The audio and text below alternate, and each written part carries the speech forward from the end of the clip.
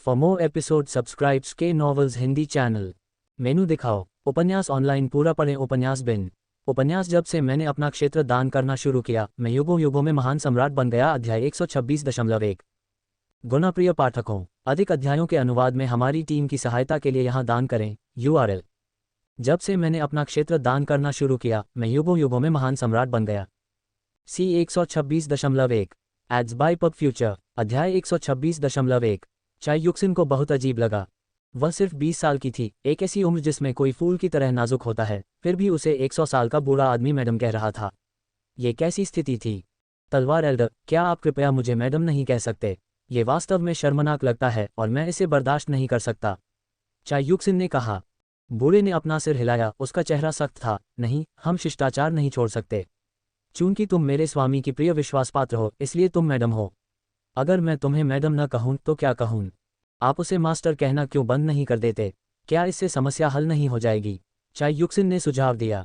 ये बिल्कुल अस्वीकार्य है। बूढ़े व्यक्ति ने लिन बेईफान को प्रणाम किया और कहा, गुरु ने मुझे तलवार चलाने का तरीका सिखाया है और इस शिक्षा के लिए मैं उनका आभारी हूँ। पदानुक्रम और नैतिकता के सिद्धांतों के अनुसार वे मेरे सम्मानित गुरु हैं और मुझे उन्हें इसी नाम से संबोधित करना चाहिए। लेकिन वह तुम्हें कुछ भी नहीं सिखा सकता, तुम बस उसके द्वारा धोखा खाए जा रहे हो। चाय युक्सिन ने झुंझलाहट के साथ लिन बेईफान को देखा। बुजुर्ग ने अपना सिर हिलाया। मैडम, आप समझती नहीं। गुरु तलवार को किसी और से बेहतर जानते हैं और इसीलिए उन्हें दिव्य तलवार से पहचाना गया है। उनके साथ होने से मुझे बहुत लाभ हुआ है। मेरा आगे का रास्ता एक बार बंद हो गया था, लेकिन गुरु के मार्गदर्शन से मुझे फिर से आगे का रास्ता दिख गया है और आगे बढ़ने की उम्मीद है। यदि आप इसे धोखा कहना चाहते हैं तो मैं चाहता हूं कि वह मुझे और अधिक बार धोखा दे। लिन बेईफान खांसते हुए बोला, ये छात्र सीखने के लिए तैयार है। केवल वे लोग जो तलवार के मार्ग के प्रति इतने समर्पित हैं, जो सब कुछ त्यागने को तैयार हैं, वे ही महत्वपूर्ण प्रगति कर सकते हैं और आगे बढ़ सकते हैं। गुरुजी बहुत सत्य बोलते हैं, मैंने बहुत कुछ सीखा है। आपके शब्द सुनकर मुझे नई अंतर्दृष्टि प्राप्त हुई है। गुरुजी, कृपया प्रतीक्षा करें। बुजुर्ग ने बिजली की गति से अपनी जेब से कलम और कागज निकाला, फिर कलम को लार में डुबोया और गंभीर चेहरे के साथ कहा, मास्टर, मैं तैयार हूँ, कृपया मुझे ज्ञान दें। ठीक है, मैं तुम्हें बता दूंगा। और ऐसा ही चलता रहा। एक व्यक्ति या तो बकवास करता रहा या कहानियां गढ़ता रहा, जबकि दूसरा ध्यानपूर्वक सुनता रहा तथा नोट करता रहा ताकि एक भी शब्द न छूट जाए। चाय युक्सिन को इन दोनों से पूरी तरह पराजित महसूस हुआ। पब फ्यूचर द्वारा विज्ञापन। भूल जाओ, मैं तुम्हारे खेल में शामिल नहीं हो रहा हूँ। उसने एक केला उठाया और उसे बड़े चाव से खाने लगी। एक कप चाय पीने में लगने वाले समय के बाद लिन बेईफान ने अंततः अपना उत्साहपूर्ण विवरण समाप्त किया और बुजुर्ग ने भी समान उत्साह के साथ नोट्स लेना समाप्त कर दिया था। मैंने अभी जो समझाया है वह थोड़ा अव्यवस्थित है, आपको इसे दोबारा पढ़ना चाहिए और वापस आने पर जानकारी को व्यवस्थित करना चाहिए। हाँ मास्टर। तभी एक युवा हिजड़ा अंदर आया। महामहिम को रिपोर्ट करते हुए, ग्रेट यू के दूत ने आपसे मुलाकात का अनुरोध किया है। लिन बेईफान ने कोई प्रतिक्रिया नहीं दिखाई। वास्तव में ये पहली बार नहीं था जब ग्रेट यू के दूत ने बैठक का अनुरोध किया था। उनकी यात्रा का कारण यह आशा करना था कि वह ग्रेट शे और ग्रेट झू से 10 लाख सैनिकों की मित्र सेनाओं को पीछे हटाने में ग्रेट यू की सहायता के लिए सेना भेजेंगे। लिन बेईफान ने हाथ हिलाकर कहा, जाओ उससे कहो कि मैं मिलना नहीं चाहता। अगर पैसे नहीं हैं तो बात करने का कोई मतलब नहीं है। हाँ महाराज, युवा खोजे ने पीछे हटते हुए कहा। कुछ ही समय बाद ग्रेट यू के दूत ग्रेट यू के पास लौट आए। महान यू सम्राट उत्सुकता से प्रतीक्षा कर रहा था। क्या महान जिया सेना भेजने के लिए सहमत हो गया है? महान यू दूत ने अपना सिर झुकाया और सम्मानपूर्वक कहा, महाराज, यह विनम्र सेवक अपने मिशन में विफल हो गया है। महान जिया के सम्राट ने आपके लिए 6 शब्दों का उत्तर भेजा है। कौन से 6 शब्द? महान यू सम्राट ने पूछा। सेना भेजो, हाँ, पहले भुगतान करो। महान यू सम्राट। एक क्षण बाद उसने गुस्से में मेज पटक दी। यह अपमानजनक है। मेरे महान यू को उसने लूट लिया है, मैं उसे देने के लिए पैसे कहाँ से लाऊंगा? क्या वह परस्पर निर्भरता के सिद्धांत को नहीं समझता? महान शे और महान झू की भेड़िया जैसी महत्वाकांक्षाएं हैं। अगर मेरा महान यू गिर गया तो सबसे पहले महान जिया को नुकसान होगा। तार्किक रूप से उसके पास सेना भेजने के अलावा कोई विकल्प नहीं है। पब फ्यूचर द्वारा विज्ञापन। ग्रेट यू के दूत ने बोलते हुए कांपते हुए कहा, महामहिम, आपके विनम्र सेवक ने उन्हें पहले ही इसमें शामिल दावों के बारे में सूचित कर दिया है, लेकिन ग्रेट जिया के सम्राट अभी भी इसे गंभीरता से नहीं लेते हैं। आपका विनम्र सेवक असहाय है। लानत है। ग्रेट यू के सम्राट ने क्रोध में अपने दांत पीस लिए। वास्तविकता में ग्रेट यू के पास अभी भी कुछ धन था, लेकिन इसे अन्य स्थानों पर छिपा दिया गया था ताकि भागने के लिए धन के रूप में या संभावित पुनरुत्थान के लिए पूंजी के रूप में उपयोग किया जा सके। लेकिन अगर यह पैसा ग्रेट जिया को दे दिया जाए तो उसके पास कुछ भी नहीं बचेगा। धन के बिना सम्राट होना तो दूर की बात है, एक साधारण व्यक्ति के रूप में जीना भी अत्यंत कठिन होगा। इसलिए वह इस पैसे को अंतिम क्षण तक नहीं निकाल सकता जब तक कि उसके पास कहीं और जाने का कोई रास्ता न बचे। वह मूर्ख सम्राट बहुत लालची है, उसे अनदेखा करो, महान यू सम्राट ने आक्रोश से कहा। तभी एक सिपाही तेजी से दौड़ता हुआ आया। तत्काल समाचार, जनरल झाओ जिनऑर्सन ने क्रमशः ग्रेट शे और ग्रेट जू का साथ छोड़ दिया है और उन्होंने जनरल कियान, हुआंग और लियू को भी मार डाला है। अब वे राजधानी शहर की ओर 1 लाख की सेना का नेतृत्व कर रहे हैं। क्या जनरल झाओ जिनऑर्सन, सभी ने हमें धोखा दिया है और उन्होंने हमारे 3 शीर्ष जनरलों को भी मार डाला है। महान यू सम्राट हैरान और क्रोधित था। उसने अपने दांत पीसते हुए कहा, ये 3 गद्दार, मैंने उनके साथ इतना अच्छा व्यवहार किया और वे मुझे इस तरह से बदला दे रहे हैं। यह अपमानजनक है, बिल्कुल अपमानजनक। महाराज, अब हमें क्या करना चाहिए? बूढ़े खोजे ने चिंता से भरे चेहरे के साथ उत्सुकता से पूछा। उसके पास पर्याप्त शक्ति थी, लेकिन वर्तमान स्थिति को देखते हुए उसे समझ में नहीं आ रहा था कि क्या करे। तीनों गद्दारों ने पहले ही आत्मसमर्पण कर दिया है और 3 सेनापति मारे गए हैं। अब 300,000 से कम सैनिकों की सेना के साथ मोर्चे पर केवल 2 सेनापति बचे हैं। मुझे डर है कि वे लंबे समय तक टिक नहीं पाएंगे, इसलिए एकमात्र विकल्प भागना ही बचा है, महान यू सम्राट ने अनिच्छा से कहा। महाराज, क्या हम सचमुच भागने वाले हैं? बूढ़े हिजड़े ने उत्सुकता से पूछा। अगर हम भाग गए तो हम ग्रेट यू को हमेशा के लिए खो देंगे। कृपया पुनर्विचार करें। महान यू सम्राट ने पीड़ा में अपना माथा रगड़ा। मैं भी नहीं जाना चाहता, लेकिन दोनों देशों की सेनाएं करीब आ रही हैं और मेरे पास उन्हें रोकने के लिए कोई सैनिक नहीं बचा है, इसलिए हमारे पास भागने के अलावा कोई विकल्प नहीं है। जब तक हम हरी पहाड़ियों को बनाए रखते हैं, हमें जलाओ लकड़ी खत्म होने का डर नहीं होना चाहिए। हाय, बूढ़े हिजड़े ने गहरी सांस ली। इसलिए उन्होंने तुरंत अपना सामान बांधा, अपने परिवारों को लिया और रात के अंधेरे में राजधानी शहर से भाग गए। पबफ्यूचर द्वारा विज्ञापन। राजधानी शहर से भागने के दूसरे दिन महान शे और महान झू की सेना अंततः पहुंची और हमला कर दिया। चूंकि महान यू सम्राट अपने लोगों के साथ पहले ही भाग चुका था, इसलिए राजधानी शहर के भीतर मनोबल कम था और वे प्रभावी प्रतिरोध का आयोजन करने में असमर्थ थे। शहर में दोनों राज्यों की सेनाओं ने जल्द ही घुसपैठ कर ली। शहर में घुसने के बाद उन्होंने गहन तलाशी ली, लेकिन उन्हें कोई सफलता नहीं मिली। जनरल को रिपोर्ट करते हुए, हमने पूरे राजधानी शहर की तलाशी ली है, लेकिन हमें महान यू सम्राट या शाही परिवार के अन्य सदस्यों का कोई सुराग नहीं मिला है। मुझे डर है कि वे पहले ही भाग चुके हैं। भाग गए? वे निश्चित रूप से बहुत जल्दी भाग गए, अपने घोड़े पर बैठे एक जनरल ने चिल्लाया। ये व्यक्ति ग्रेट शे साम्राज्य का जनरल शिकैंगहाई था, जो न केवल एक जनरल था बल्कि एक राजकुमार भी था और इसलिए ग्रेट शे सम्राट का भरोसेमंद था। उसे ग्रेट यू पर हमला करने और क्षेत्र का विस्तार करने के लिए यहाँ भेजा गया था।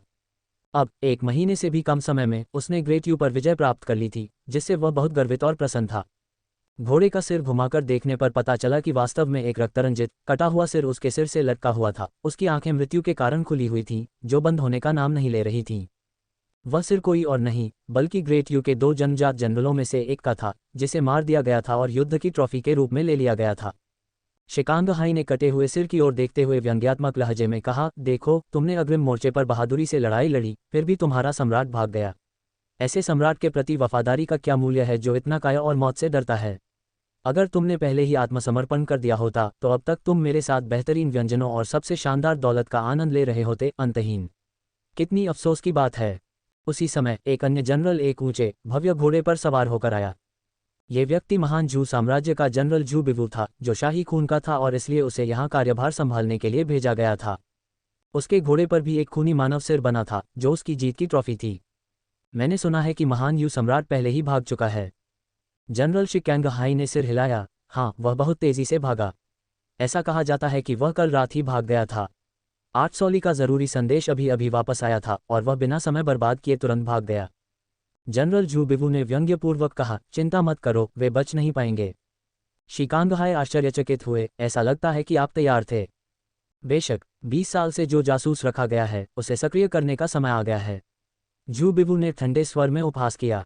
तारांकन तारांकन तारांकन। डैनी एन द्वारा प्रायोजित अध्याय 8/9। हम वर्तमान में भर्ती कर रहे हैं। CNKRJP अनुवादकों मितलस का स्वागत है। डिस्कॉर्ड सर्वर URL पबफ्यूचर द्वारा विज्ञापन। प्रायोजित सामग्री, मधुमेह को हराएं, स्वस्थ जीवन के लिए समग्र समाधान। 1 सप्ताह में पेट का लटकना कम करना चाहते हैं? ये उपाय देखें। संपर्क टॉस साइट मैप दान करें, मेनू दिखाओ। उपन्यास ऑनलाइन पूरा पढ़ें। उपन्यास बिन। उपन्यास जब से मैंने अपना क्षेत्र दान करना शुरू किया, मैं युगों युगों में महान सम्राट बन गया। अध्याय 126.2। जब से मैंने अपना क्षेत्र दान करना शुरू किया, मैं युगों युगों में महान सम्राट बन गया। C 126.2। पब फ्यूचर द्वारा विज्ञापन अध्याय 126.2। इस समय महान यू सम्राट और उनके साथी अपनी जान बचाने के लिए भाग रहे थे। शी और झू राज्यों की विशाल सेनाओं से बचने के लिए उन्होंने भीड़ से बचने की पूरी कोशिश की और एकांत संकीर्ण रास्तों को चुना। लेकिन चूंकि यह एक संकरा रास्ता था, इसलिए सड़क असमान थी, जिसके कारण महान यू सम्राट, जिन्होंने ज्यादा कठिनाई नहीं झेली थी, को बहुत असहज महसूस हुआ। हम कई दिनों से दौड़ रहे हैं, चलो आराम करते हैं, मैं वास्तव में आगे नहीं बढ़ सकता। हाँ महाराज। काफिला रुक गया। महान यू सम्राट को गाड़ी से बाहर निकाला गया और जैसे ही उन्होंने जमीन पर पैर रखा, उन्हें जोरदार उल्टियां होने लगीं और उनका शरीर पीला पड़ गया। महाराज, कृपया कुल्ला करने के लिए थोड़ा पानी लीजिए। ठीक है। उफ। 2 बार और उल्टी करने के बाद महान यू सम्राट को अंततः काफी बेहतर महसूस हुआ। इधर उधर देखने पर उसने देखा कि जगह हरी भरी पेड़ों से भरी हुई है और दृश्य बहुत अपरिचित है। उसने पूछा, ये कहाँ है? महामहिम को सूचित करें। ये स्थान मूल रूप से शांग साम्राज्य की सीमाओं के भीतर था। बाद में जनरल झाओ ने अपने सैनिकों को यहाँ ले जाकर इसे ग्रेट यू में मिला लिया, लेकिन अब ये पूरी तरह से ग्रेट जिया का है। उस झाओ साथी का जिक्र मत करो, एक गद्दार जो अपना कोड बदल देता है। महान यू सम्राट ने गुस्से में कहा, मैंने उस पर भरोसा किया था जिससे उसे शांग साम्राज्य पर हमला करने के लिए सेना का नेतृत्व करने की अनुमति मिली। अब जब मैं इसके बारे में सोचता हूँ तो शायद उस समय से ही उसके मन में कुछ गलत इरादे थे। उसकी हरकतों से मेरी 400,000 की सेना नष्ट हो गई होगी। मेरा देश गिर गया है और मेरा परिवार बर्बाद हो गया है, और उस पर एक अपरिहार्य जिम्मेदारी है। सभी लोग डर से कांप उठे और अधिक कुछ कहने की हिम्मत नहीं जुटा पाए। केवल वांग नपुंसक, जो उनके सबसे करीब था, ने पानी और सूखा भोजन पेश किया। महाराज, कृपया कुछ पानी और सूखा भोजन लें। ठीक है। महान यू सम्राट ने पानी और सूखा भोजन लिया और जोर जोर से खाना शुरू कर दिया। हालांकि हॉटेक सूखा और सख्त था, जो वास्तव में उसके स्वाद के अनुकूल नहीं था। केवल 2 निवाले खाने के बाद वह और खाना नहीं चाहता था। इस समय imperial guard commander Luo Yung ने अपने सामने के दृश्य को देखा और वांग यूनुच को लहराया। वांग यूनुच, एक पल के लिए यहाँ आओ, मुझे आपके साथ चर्चा करने के लिए कुछ महत्वपूर्ण है। वांग यूनुच ने सिर हिलाया। ठीक है। पब फ्यूचर द्वारा विज्ञापन। वह सम्राट की नज़रों से बचते हुए आगे बढ़ा और धीमी आवाज में पूछा, कमांडर लुओ, आपको मुझसे क्या बात करनी है? कमांडर लुओ ने धीरे से पूछा, वांग यूनुच, हम कहाँ जा रहे हैं? हम इतने दिनों से भाग रहे हैं और अभी भी हमें नहीं पता कि हम कहाँ भाग रहे हैं। मैं बहुत बेचैन महसूस कर रहा हूँ। वांग यूनुच ने एक व्यंग्यात्मक मुस्कान दी। सच बताऊं तो मुझे खुद भी यकीन नहीं है, क्योंकि यह यात्रा बहुत जल्दी में की गई थी। हम तभी दीर्घकालिक योजनाएं बना सकते हैं जब हम ग्रेट यू से बच निकलेंगे और ग्रेट शे और ग्रेट झू दोनों राष्ट्रों के पीछा से बच निकलेंगे। अफसोस, इस समय हम और कुछ नहीं कर सकते। कमांडर लुओ ने आह भरते हुए कहा। निश्चिंत रहें कमांडर लुओ, महामहिम के प्रति आपकी निष्ठा अटूट है और महामहिम आपको बिल्कुल नहीं भूलेंगे। यह अभी हमारे सामने आने वाली एक छोटी सी समस्या है और हमें सभी को एक साथ मिलकर काम करने की आवश्यकता है। हिजड़ा वांग, मैं ये सब समझता हूँ। कमांडर लुओ ने धार्मिक आक्रोश के साथ कहा, जैसा कि कहा जाता है, सम्राट का इनाम प्राप्त करना उसकी चिंताओं को सहन करना है। महामहिम हमेशा हमारे लिए बहुत अच्छे रहे हैं और अब हमारी वफादारी दिखाने का समय आ गया है। कमांडर लुओ, आपका होना राज्य के लिए एक आशीर्वाद है। नपुंसक वांग को बहुत राहत मिली। हालांकि मुझे अभी भी कुछ संदेह हैं और मुझे आशा है कि आप उन्हें दूर करने में मेरी मदद कर सकते हैं। कमांडर लुओ ने सिर झुकाया। अपने मन में जो भी संदेह हो उनके बारे में खुलकर बोलें। मुझे संदेह है कि कमांडर लुओ और करीब झुक गया होगा। उसी समय अचानक उसके हाथ में एक खंजर आया और उसने बिजली की गति से वांग यूनुच पर वार कर दिया। वांग यूनुच ने तुरंत प्रतिक्रिया की तथा अपने शरीर के चारों ओर एस्ट्रल क्यूई को संघनित कर एक सुरक्षा कवच बना लिया। हालांकि खंजर अप्रत्याशित रूप से एस्ट्रल क्यूई के माध्यम से छेद गया, जिससे वांग यूनुच का दानतियन खुल गया। उसी क्षण वांग यूनुच का क्यूई सागर नष्ट हो गया, जिसका अर्थ यह भी था कि उसकी मार्शल आर्ट भी अब बर्बाद हो गई थी। वांग नपुंसक की आंखें क्रोध से भरी हुई थीं और उसने अपने पेट को पकड़ लिया और दहाड़ते हुए कहा, लुओ यून, मैंने तुम्हारे साथ अच्छा व्यवहार किया है, फिर तुमने ऐसा क्रूर प्रहार क्यों किया? इसके अलावा और क्या हो सकता है, यदि इसलिए नहीं कि आप बहुत ज्यादा आंखों में खटकते हैं। कमांडर लुओ जोर से हंस पड़े। तुम्हारे चले जाने से सम्राट के पास भागने के लिए कोई जगह नहीं बचेगी। सबकी आंखों के सामने जो दृश्य था वह बहुत ही चौंकाने वाला था। महान यू सम्राट घबरा गया और दहाड़ते हुए बोला, लुओ यूं, मैंने तुम्हारे साथ अच्छा व्यवहार किया है, तुम मुझे धोखा क्यों दोगे? पब फ्यूचर द्वारा विज्ञापन। विश्वासघात। कमांडर लुओ ने ठंडे स्वर में कहा, मैं हमेशा महान झू के प्रति वफादार रहा हूँ, विश्वासघात का सवाल ही कहाँ उठता है। महान यू सम्राट क्रोध से कांप उठा। बहुत अच्छा, तो तुम हमेशा से महान झू के आदमी रहे हो। ये सोचना कि तुम मेरी जानकारी के बिना 20 साल से मेरे साथ छुपकर रह रहे हो, कितनी गहरी साजिश है। तारीफ के लिए शुक्रिया महाराज। यह आखिरी बार होगा जब मैं आपको इस तरह से संबोधित करूंगा। आज से आप मेरे कैदी बन जाएंगे और मैं अपना इनाम लेने के लिए वापस आऊंगा। कमांडर लुओ ने मुस्कुराते हुए कहा। महान यू सम्राट अंतिम इनेट की ओर मुड़े और चिल्लाए, उसे मेरे लिए मार डालो अभी। हाँ महाराज। इनेट आगे बढ़ा। कमांडर लुओ ने शांति से कहा, क्या तुम सच में मुझसे लड़ना चाहते हो? महान यू अब खत्म हो चुका है और वह बूढ़ा सम्राट एक कुत्ते की तरह है जिसने अपना घर खो दिया है, जो दिन प्रतिदिन अनिश्चितता में जी रहा है। ऐसे बेकार व्यक्ति की रक्षा करने का क्या फायदा? जैसा कि कहावत है, एक अच्छा पक्षी घोंसला बनाने के लिए एक पेड़ चुनता है। क्यों न इस अवसर का उपयोग निष्ठा बदलने और महान जू की सेवा करने के लिए किया जाए। ये दैन्य झिझका, क्योंकि अन्य लोगों के शब्द उसकी अपनी चिंताओं को प्रतिध्वनित कर रहे थे। महान यू का अंत हो चुका था और सम्राट अपनी शक्ति खो चुका था। उसकी सेवा करना निरर्थक लग रहा था। महान यू सम्राट घबरा गया। उसकी बकवास मत सुनो। भले ही मैं अब सम्राट न रह सकूं, मेरे पास अभी भी बहुत सारा पैसा है। जब तक तुम मेरी सेवा करते रहोगे, मैं तुम्हें वैभव और धन की अनंत आपूर्ति सुनिश्चित करूंगा। अब ये और भी आसान है। कमांडर लुओ हंसे। चलो उसे मार देते हैं और उसकी संपत्ति को आपस में बांट देते हैं। क्या ये ठीक रहेगा? जब हम पैसे ले लेंगे तो चाहे तुम एक स्वतंत्र और अमीर कुलीन बनना चुनो या ग्रेट जू की सेवा करना, तुम अब से कहीं बेहतर जीवन जियोगे। यद्यपि इनेट ने कुछ नहीं कहा, लेकिन वह पहले ही कमांडर लुओ के पास जाकर खड़ा हो गया था। महान यू सम्राट और अन्य लोगों के चेहरे निराशा से भरे हुए थे। उनके सबसे भरोसेमंद और शक्तिशाली नपुंसक को पदच्युत कर दिया गया था और अन्य 2 इनेट्स ने सेना में शामिल होकर उन पर हमला करने की तैयारी कर ली थी। अब बचने की कोई संभावना कहाँ थी? महाराज, क्या आप स्वयं उस धन का पता बताएंगे या मैं उसे आपसे छीन लूंगा? कमांडर लुओ एक खंजर पकड़े हुए एक क्रूर मुस्कान के साथ कदम से कदम मिलाकर आगे बढ़े। मुझे आशा है कि आप सहयोग करेंगे और मेरे लिए इसे मुश्किल नहीं बनाएंगे। तुम्हारे सपनों में भले ही मैं मर जाऊं, मैं तुम्हें सफल नहीं होने दूंगा। महान यू सम्राट दहाड़े। इतना भी मत बोलो। मैं तुमसे बेहतर जानता हूं कि तुम मौत से कितना डरते हो। कमांडर लुओ ने महान यू सम्राट की गर्दन पर खंजर रखते हुए कहा, मैं तुम्हें बोलने के लिए 3 सांसों का समय दूंगा। अगर तुम नहीं बोलोगे तो मैं तुम्हारी एक उंगली काट दूंगा। अगर तुम फिर भी नहीं बोलोगे तो मैं दूसरी उंगली काट दूंगा, जब तक तुम पूरी तरह से बोल न जाओ। महान यू सम्राट का चेहरा भय से पीला पड़ गया। बचपन से वयस्क होने तक वह रेशम के कपड़े पहनता रहा और जैद खाता रहा, यश और धन का आनंद उठाता रहा। उसने कभी इस तरह का कष्ट नहीं उठाया था। इसकी आवाज़ सुनकर भी वह डर गया। तो अब बोलोगे या नहीं? कमांडर लुओ ने चिल्लाकर कहा। उसी समय वांग यूनुच, जिसकी मार्शल आर्ट क्षीण हो चुकी थी, अचानक आगे बढ़ा और कमांडर लुओ की पीठ पर अपनी हथेली से प्रहार किया। कमांडर लुओ ने यह अनुमान नहीं लगाया था कि वांग यूनुच अपने दानतियन के नष्ट हो जाने के बाद भी इतनी ताकत जुटा सकता है। अचानक उसे मारा गया और उसके मुंह से खून निकलने लगा। फिर वांग नपुंसक कमांडर लुओ के सामने लेट गया और दहाड़ते हुए बोला, महाराज जाओ, मैं उन्हें आपके लिए रोक लूंगा। जल्दी करो, चले जाओ। ठीक है, मैं अभी चला जाऊंगा। महान यू सम्राट ने बार बार सिर हिलाया और अपने परिवार को जीवन बचाने के लिए बेताब दौड़ में आगे बढ़ाया। कमांडर लुओ क्रोधित हुआ। हे विश्वासघाती हिजड़े, मुझे उम्मीद नहीं थी कि तुम प्रतिरोध करोगे। नपुंसक वांग ने अपनी पतली उंगलियों से गुस्से से जवाब दिया, चाहे मुझे अपने शरीर के खून की आखिरी बूंद भी जलानी पड़े, मैं तुम्हें कभी सफल नहीं होने दूंगा। तुम महामहिम को कोई नुकसान नहीं पहुंचाओगे। डरो मत। उसने अभी अभी राक्षसी विघटन तकनीक का इस्तेमाल किया है, अपनी कुछ मार्शल आर्ट को फिर से बहाल करने के लिए अपने जीवन का बलिदान दिया है, लेकिन वह एक कप चाय बनाने में लगने वाले समय से भी कम समय तक टिक पाएगा। साथ मिलकर हम निश्चित रूप से उसे हरा सकते हैं। इनेट ने दहाड़ लगाए। चलो अब हमला करें। तीनों इनेट्स के बीच भयंकर युद्ध हुआ, जिससे आकाश में अंधेरा छा गया तथा सूर्य और चंद्रमा अदृश्य हो गए।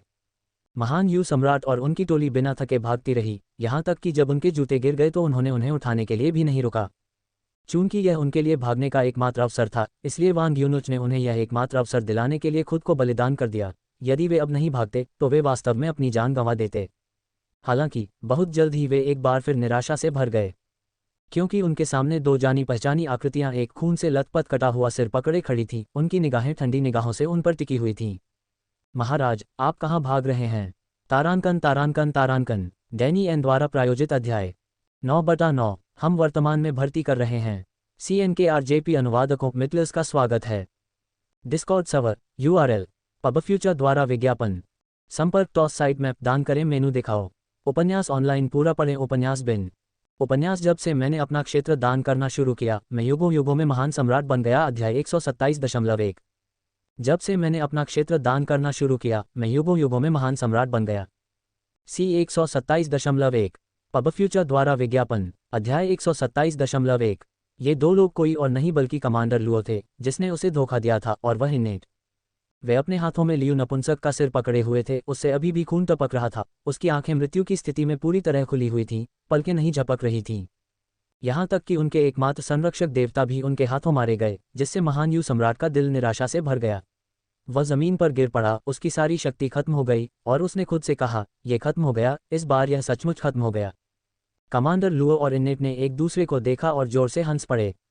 इस समय महान यू सम्राट की प्रजा बिना किसी सुरक्षात्मक शक्ति के रह गई थी। क्या वे वध किए जाने के लिए उनकी दया पर निर्भर नहीं थे? अगर वे उसे पकड़कर वापस ले आते तो यह एक बड़ी उपलब्धि होती। इससे भी अधिक, वे महान यू सम्राट से खजाने का पता जान सकते थे। चाहे आप इसे किसी भी नजरिए से देखें, ये सौदा इसके लायक था। महाराज, कृपया समझदारी से काम लें और विरोध न करें। हम दोनों ही क्रूर लोग हैं और हमें अपनी ताकत का पता नहीं है। अगर हम आपको मार डालें तो ये दुर्भाग्यपूर्ण होगा, है न?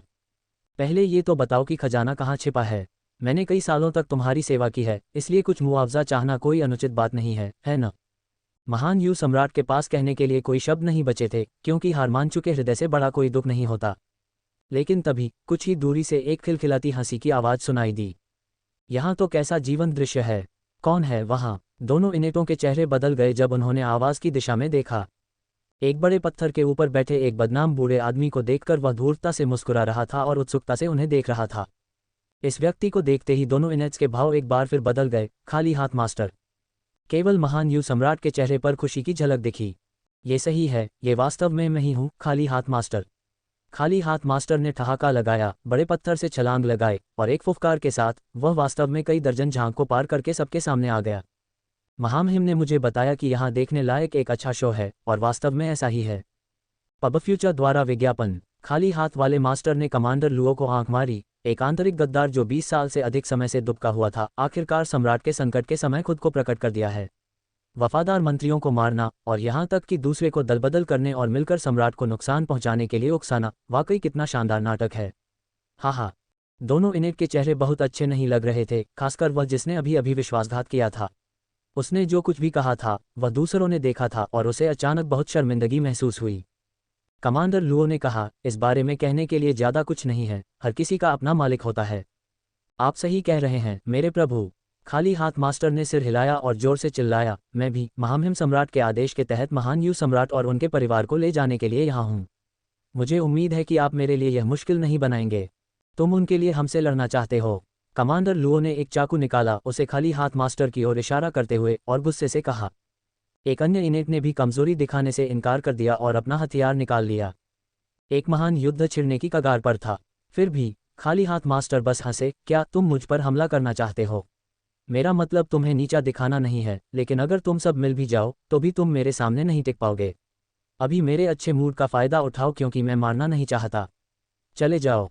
तुम दोनों इनेट बहुत क्रोधित हुए, लेकिन उन्होंने कोई कदम नहीं उठाया। उनमें से एक इनेट ने धीरे से कमांडर लुओ से पूछा, अब हमें क्या करना चाहिए? कमांडर लुओ ने बहुत अनिच्छा से कहा, खाली हाथ वाले मास्टर के पास एस्ट्रल क्यू स्तर की ताकत है, जो हमसे कहीं ज्यादा ताकतवर है। लड़ाई में हमारे पास कोई मौका नहीं है, इसलिए पीछे हटें। इनेट ने वास्तविकता को स्वीकार करते हुए आह भरी। कमांडर लुओ चिल्लाया, खाली हाथ मास्टर, इस कर्ज को याद रखना। दूसरे दिन भी आएंगे, अच्छा इंतजार करो और देखो, हम इसका बदला अवश्य लेंगे। कुछ कठोर शब्द कहने के बाद वे हारकर भाग गए। खाली हाथ वाले मास्टर ने तिरस्कार से कहा, कौन धमकी नहीं दे सकता? खामोश कुत्ते ही काटते हैं, भौंकने वाले नहीं।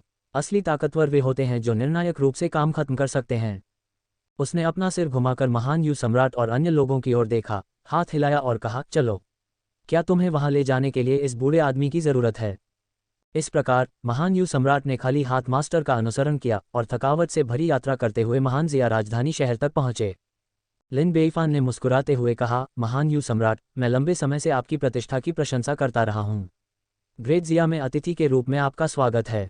पब फ्यूचर द्वारा विज्ञापन। महान यू सम्राट के मुंह से कड़वाहट निकल गई, अब मैं सम्राट नहीं रहा, बस एक बेसहारा आदमी हूं जो अपनी जान बचाने के लिए भाग रहा है। यहाँ मैं आपके बचाव के लिए महामहिम को धन्यवाद देता हूँ। मैं अपने दिल की गहराई से आपका बहुत आभारी हूँ। मैंने तुम्हें यूं ही नहीं बचाया, तुम्हें पता होना चाहिए कि मैं क्या चाहता हूँ। लिन बेईफान ने कहा। महान यू सम्राट ने सिर हिलाया, मुझे पता है, एक पल में मैं तुम्हें महान यू के खजाने का स्थान बता दूंगा। लिन बेईफान ने संतोष से सिर हिलाया, बहुत बढ़िया। मैं उन लोगों की सबसे अधिक सराहना करता हूं जो हवा को समझते हैं। महान यू सम्राट ने सिर झुकाया। मुझे भी उम्मीद है कि महाराज इस बूढ़े व्यक्ति के सहयोग को देखते हुए मुझे कुछ सम्मान प्रदान करेंगे। मैं अब सम्राट नहीं रह सकता, मैं केवल अपने शेष जीवन को शांति से जीना चाहता हूं और एक अच्छा अंत प्राप्त करना चाहता हूं। लिन बेईफान ने अपने हाथ फैलाए। यह इस बात पर निर्भर करता है कि आप कितना देते हैं। जितना बड़ा योगदान उतना बड़ा इनाम, है न? महान यू सम्राट ने कहा, मेरे महान यू के खजाने की कीमत लगभग 8 मिलियन टेल चांदी है। लिन बेईफान बहुत प्रसन्न हुआ। बुरा नहीं है, मैं तुम्हें ड्यूक की उपाधि प्रदान करूंगा।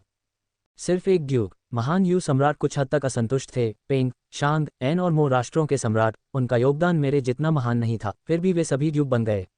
मेरे पास 8 मिलियन टेल चांदी है, निश्चित रूप से मुझे उनसे बेहतर जीवन जीना चाहिए। इसके अलावा मैं एक बार एक महान साम्राज्य का सम्राट था। लिन बेईफान ने हाथ हिलाकर कहा, मुझे तुम्हारी पिछली पहचान की परवाह नहीं है, अब तुम सिर्फ मेरे विषयों में से एक हो। जहां तक उन 8 मिलियन टेल चांदी की बात है तो तुम्हारा योगदान वाकई उनसे ज्यादा है, लेकिन समय बदल गया है। जब उन्होंने मेरे सामने आत्मसमर्पण किया तो मुझे पैसों की सख्त जरूरत थी। उनका वित्तीय सहयोग बर्फीले मौसम में कोयला भेजने जैसा था, लेकिन अब मुझे पैसों की इतनी जरूरत नहीं है। आपका मौद्रिक योगदान तो बस केक पर आइसिंग है, इसलिए आपको ड्यू कदम देना पहले से ही काफी उदारता है। कृतघ्न मत बनो। महान यू सम्राट ने अपना मुंह खोला, यह महसूस करते हुए कि उनके पास सौदेबाजी के लिए कोई जगह नहीं है। इसलिए उसने अपनी मांगें कम कर दी। क्या तुम मुझ पर एक उपकार कर सकते हो? लिन बेईफान ने पूछा। कौन सा उपकार? महान यू सम्राट ने दांत पीसते हुए कहा, उन 2 गद्दारों को मारने में मेरी मदद करो। लिन बेईफान ने हंसते हुए कहा, जरूर, मैं भी गद्दारों से घृणा करता हूं। इस समय ग्रेट शे और ग्रेट जू की सेनाओं ने ग्रेट यू पर पूरी तरह से कब्जा कर लिया था। हालांकि जमीन की तलाशी लेने के बाद उन्हें यह जानकर आश्चर्य हुआ कि वहां कुछ भी नहीं बचा था। कोई सोना, चांदी या जवाहरात नहीं, बहुत कम अनाज और चावल बचा। ऐसा लग रहा था जैसे खनिज संसाधन समाप्त हो गए थे, और यहाँ तक कि भूमि में भी गंभीर उर्वरता की हानि हुई थी, जिसके परिणामस्वरूप चावल के पौधे कुपोषित हो गए। दोनों देशों के सैनिक अचंभित रह गए। ग्रेट यू इतना गरीब कैसे हो गया? ये सर्वविदित था कि ग्रेट यू एक महान राज्य था जो उनसे किसी भी प्रकार से कमतर नहीं था। उनके पास प्रचुर मात्रा में घरेलू संसाधन थे और ग्रेट यू के पास भी। शांतिकाल के दौरान तीनों राज्यों के बीच अक्सर टकराव होता था, लेकिन किसी ने भी वास्तव में युद्ध शुरू करने की हिम्मत नहीं की, क्योंकि महान यू वास्तव में शक्तिशाली था। ये केवल अब था, जब महान यू साम्राज्य की ताकत कमजोर हो गई थी, तब उन्होंने सेना भेजने और महान यू पर हमला करने के लिए सेना में शामिल होने का साहस किया। लेकिन भूमि पर विजय प्राप्त करने के बाद उन्हें युद्ध में कोई लूट नहीं मिली। क्या वे इतने लंबे समय तक केवल अकेलेपन के लिए ही लड़ते रहे? ऐसा कहा जाता है कि ग्रेट यू एक समय बहुत अमीर था, लेकिन इसे ग्रेट जिया ने लूट लिया और सभी कीमती सामान छीन लिए। ग्रेट शी किंगडम के जनरल शी कैंगहाई ने उदास भाव से कहा, उन्होंने सब कुछ बहुत अच्छी तरह से साफ कर दिया, पीछे कुछ भी नहीं छोड़ा। महान जू साम्राज्य के जनरल जू बिवू ने गुस्से से कहा, युद्ध अभी अभी समाप्त हुआ था और वे अपने प्रयासों के फलस्वरूप कुछ सोना, चांदी और जवाहरात लेकर लौटने के लिए उत्सुक थे। लेकिन अब उन्हें कुछ भी नहीं मिला। वे वापस रिपोर्ट कैसे करेंगे? क्या वे ईमानदारी से यह उत्तर दे सकते थे कि उन्होंने ग्रेट यू पर विजय प्राप्त कर ली है, लेकिन उन्हें कुछ नहीं मिला, और क्या उन्हें उम्मीद है कि सम्राट इसे समझेंगे? ऐसे बयान पर कौन विश्वास करेगा? उन पर गबन का संदेह किया जाएगा, और ये दया की बात होगी यदि उनका सिर न काटा जाए। शायद हमें ग्रेट जिया पर हमला करना चाहिए, जनरल शी कांगहाई ने सुझाव दिया। ऐसा कहा जाता है कि ग्रेट जिया लूटपाट में सबसे अच्छा है। उन्होंने पड़ोसी राज्य को लगभग लूट लिया है और खजाने का खजाना इकट्ठा कर लिया है। हमारी दोनों सेनाओं की संयुक्त ताकत से हम निश्चित रूप से जीत सकते हैं। नहीं, ये बहुत अनुचित है। जू बिबू ने अपना सिर हिलाया। ग्रेट जिया भले ही अमीर हो, लेकिन ये चबाने के लिए एक कठिन हड्डी भी है। पहले 3 महान कुलीन परिवारों ने ग्रेट यू के साथ सेना में शामिल हो गए, साथ ही ग्रेट जिया के विद्रोहियों ने भी। कुल मिलाकर 1 दर्जन से अधिक इनेट और 1 लाख सैनिक ग्रेट जिया को नहीं हरा सके। ग्रेट यू को राष्ट्रीय शक्ति का भी बड़ा नुकसान हुआ, जिसने हमारे दोनों देशों को स्थिति का फायदा उठाने की अनुमति दी। हमारी संयुक्त ताकतों के साथ हम अपने चरम पर ग्रेट यू से ज्यादा मजबूत नहीं हैं। कुलीन परिवारों के समर्थन के बिना बाहर से समन्वय करने वाला कोई नहीं, और लड़ने के लिए लंबी दूरी तक मार्च करना, ग्रेट जिया को नीचे ले जाना उतना ही मुश्किल है जितना स्वर्ग में चढ़ना। अफसोस, आप सही हैं, जनरल शिकांगहाई ने आह भरते हुए कहा। हम वर्तमान में भर्ती कर रहे हैं। CNKRJP अनुवादकों मितलस का स्वागत है। डिस्कॉर्ड सर्वर URL पबफ्यूचर द्वारा विज्ञापन संपर्क टॉस साइट मैप दान करें मेनू दिखाओ। उपन्यास ऑनलाइन पूरा पढ़ें। उपन्यास बिन उपन्यास जब से मैंने अपना क्षेत्र दान करना शुरू किया, मैं युगों युगों में महान सम्राट बन गया। अध्याय 127.2। जब से मैंने अपना क्षेत्र दान करना शुरू किया, मैं युगों युगों में महान सम्राट बन गया। C 127.2 पबफ्यूचर द्वारा विज्ञापन अध्याय 127.2। तभी एक सिपाही घबराया हुआ अंदर आया। जनरल जू को रिपोर्ट करते हुए कहा कि बाहर हंगामा हो रहा है, इसे कोई नहीं रोक सकता, कृपया जनरल बाहर आएं और स्थिति पर नियंत्रण करें। जनरल जू बिवू क्रोधित हुए, किसी ने परेशानी खड़ी करने की हिम्मत की? कितने हैं? बस एक, और वह भी एक बूढ़ा आदमी। जनरल जू बिवू और भी क्रोधित हो गए। क्या एक बूढ़ा आदमी यहाँ मुसीबत खड़ी करने की हिम्मत कैसे कर सकता है? ऐसा लगता है कि वह जीने से थक गया है। मैं खुद जाकर देखूंगा कि किसमें भालू के दिल और तेंदुए के दिल की हिम्मत है। अपना सिर ऊंचा करके और आत्मविश्वास से भरे कदमों के साथ जू बिवू बाहर आया। उसके पीछे पीछे शिकांगहाई और अन्य लोग भी आए। कुछ ही क्षण में वे शहर की दीवार के शीर्ष पर पहुंच गए। वहां उन्होंने काले कपड़े पहने एक बूढ़े व्यक्ति को देखा, जिसकी पीठ पर तलवार का केस था। वह कदम दर कदम राजधानी की ओर बढ़ रहा था। उसके पास कई सौ सैनिक जमीन पर पड़े थे। ये सैनिक कोई साधारण योद्धा नहीं थे, उनमें से कई प्रथम श्रेणी के योद्धा थे, फिर भी वे सभी जमीन पर पड़े दर्द से कराह रहे थे। ये दृश्य देखकर जू बिवू क्रोधित हो गया। कौन है वहाँ? तुमने मेरे सैनिकों को क्यों नुकसान पहुंचाया? मेरा कोई नाम नहीं है, तुम मुझे जो चाहो कह सकते हो। मैं यहाँ सिर्फ 2 लोगों को मारने आया हूँ। बूढ़े आदमी ने आह भरी। किसने सोचा था कि जैसे ही मैंने अपना उद्देश्य बताया, वे मुझ पर हमला करने लगेंगे, चिल्लाने लगेंगे और हमला कर देंगे, और मेरे पास जवाबी हमला करने के अलावा कोई विकल्प नहीं बचेगा। तुम किसे मारना चाहते हो? जू बिवू ने पूछा। लुओ ह्युन, जोऊ जैन, बूढ़े आदमी ने जवाब दिया। जू बिवू का शरीर कांप उठा। लुओ ह्युन वह गद्दार था जो महान यू सम्राट के पास छिपकर महान जू के लिए काम कर रहा था। जोऊ जैन मूलतः ग्रेट यू के सेनापति थे, लेकिन लुओ ह्युन के कहने पर उन्होंने अपनी निष्ठा बदल ली और अब ग्रेट जू की सेवा करने लगे। ये दोनों व्यक्ति महान जू के महत्वपूर्ण व्यक्ति हैं। आप उनके वध की मांग करते हैं। कोई भी महान जू सैनिक कैसे उत्तेजित नहीं होगा? हालांकि जू बिवू उत्तेजित नहीं हुआ और उसने चिल्लाकर कहा, उन्होंने क्या अपराध किया है जो आप उन्हें मारना चाहते हैं? मेरे गुरु उन्हें मारना चाहते हैं और उनके शिष्य होने के नाते मुझे स्वाभाविक रूप से ऐसा करना ही होगा। बुजुर्ग ने अपनी आंखें थोड़ी ऊपर उठाईं। मैंने सुना है कि वे अब आपके महान जू के पास हैं। मुझे उम्मीद है कि आप उन्हें सौंप सकते हैं। कोई गलती मत करना। पब फ्यूचर द्वारा विज्ञापन। तुम्हारी हिम्मत कैसे हुई? जू बिवू गुस्से में दहाड़ा। आप महान जू के लोगों को मारना चाहते हैं और आप मुझे गलती न करने के लिए कह रहे हैं। अपने हाथ की एक लहर के साथ तीर छोड़ो, उसे मार डालो। हुश हुश हुश। बाणों की बौछार मूसलाधार बारिश की तरह बरसने लगी। बुजुर्ग ने अपनी आंखें भी नहीं उठाईं। उनके शरीर से निकलने वाली शक्ति से प्रभावित होकर तीर रास्ते से भटक गए और उन्हें नहीं लगा पाए। यह एक शक्तिशाली सहज है। जू बिवू की अभिव्यक्ति गंभीर हो गई। तुम्हारे लिए इस बिंदु तक पहुंचना आसान नहीं है। मैं तुम्हें एक और मौका दूंगा। तुरंत चले जाओ, नहीं तो मैं कोई दया नहीं दिखाने के लिए मजबूर हो जाऊंगा। बड़े ने अपना सिर उठाया और चिल्लाया, लुओ यू और जोऊ जैन को सौंप दो, अन्यथा मेरे पास कत्लेआम शुरू करने के अलावा कोई विकल्प नहीं होगा।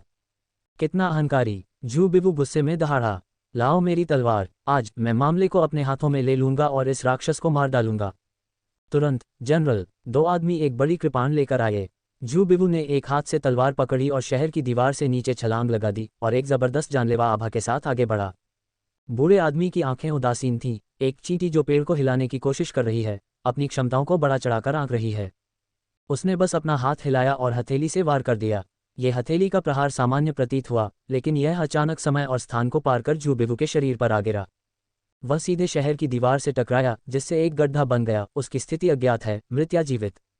हर कोई हैरान और चिंतित था। जल्दी करो, जनरल को बचाओ। 4 लोग शहर की दीवार से नीचे कूद पड़े। वे सभी महान जू के जन्मजात स्वामी थे। जनरल शिकांगहाई ने हाथ हिलाकर कहा, ये व्यक्ति बुरी नीयत से आया है। हम भी जनरल जू की मदद के लिए कदम उठाएंगे। हाँ जनरल। इसके साथ ही 4 और इन्नेट स्तर के लड़ाके लड़ाई में शामिल हो गए। अब कुल मिलाकर 8 इन्नेट स्तर के लड़ाके थे, लेकिन बुजुर्ग निडर रहा। अपने लक्ष्यों को ध्यान से पहचानने के बाद वह खुशी से चिल्लाया, तुम दोनों लुओ ह्युन और जोऊ जैन होगे, है न? मैं तुम्हारा सिर काट लूंगा। इतना अहंकार! आज मैं ही तुम्हें स्वर्ग के स्थान पर न्याय के कटघरे में लाऊंगा। लुओ ह्युन ने गुस्से में घोषणा की। पब फ्यूचर द्वारा विज्ञापन। मैं तुम्हारे साथ शब्दों को बर्बाद करने में परेशान नहीं हो सकता। तलवार, आगे आओ। बुजुर्ग दहाड़े। उसकी पीठ पर रखा म्यान खुल गया और उसके भीतर से एक काली तलवार उड़कर बुजुर्ग के हाथ में आ गिरी। बूढ़े आदमी ने तलवार को दोनों हाथों से पकड़ लिया और उसमें से भयंकर लपटें निकलने लगी। फिर उसने एक शक्तिशाली वार के साथ उसे नीचे गिरा दिया।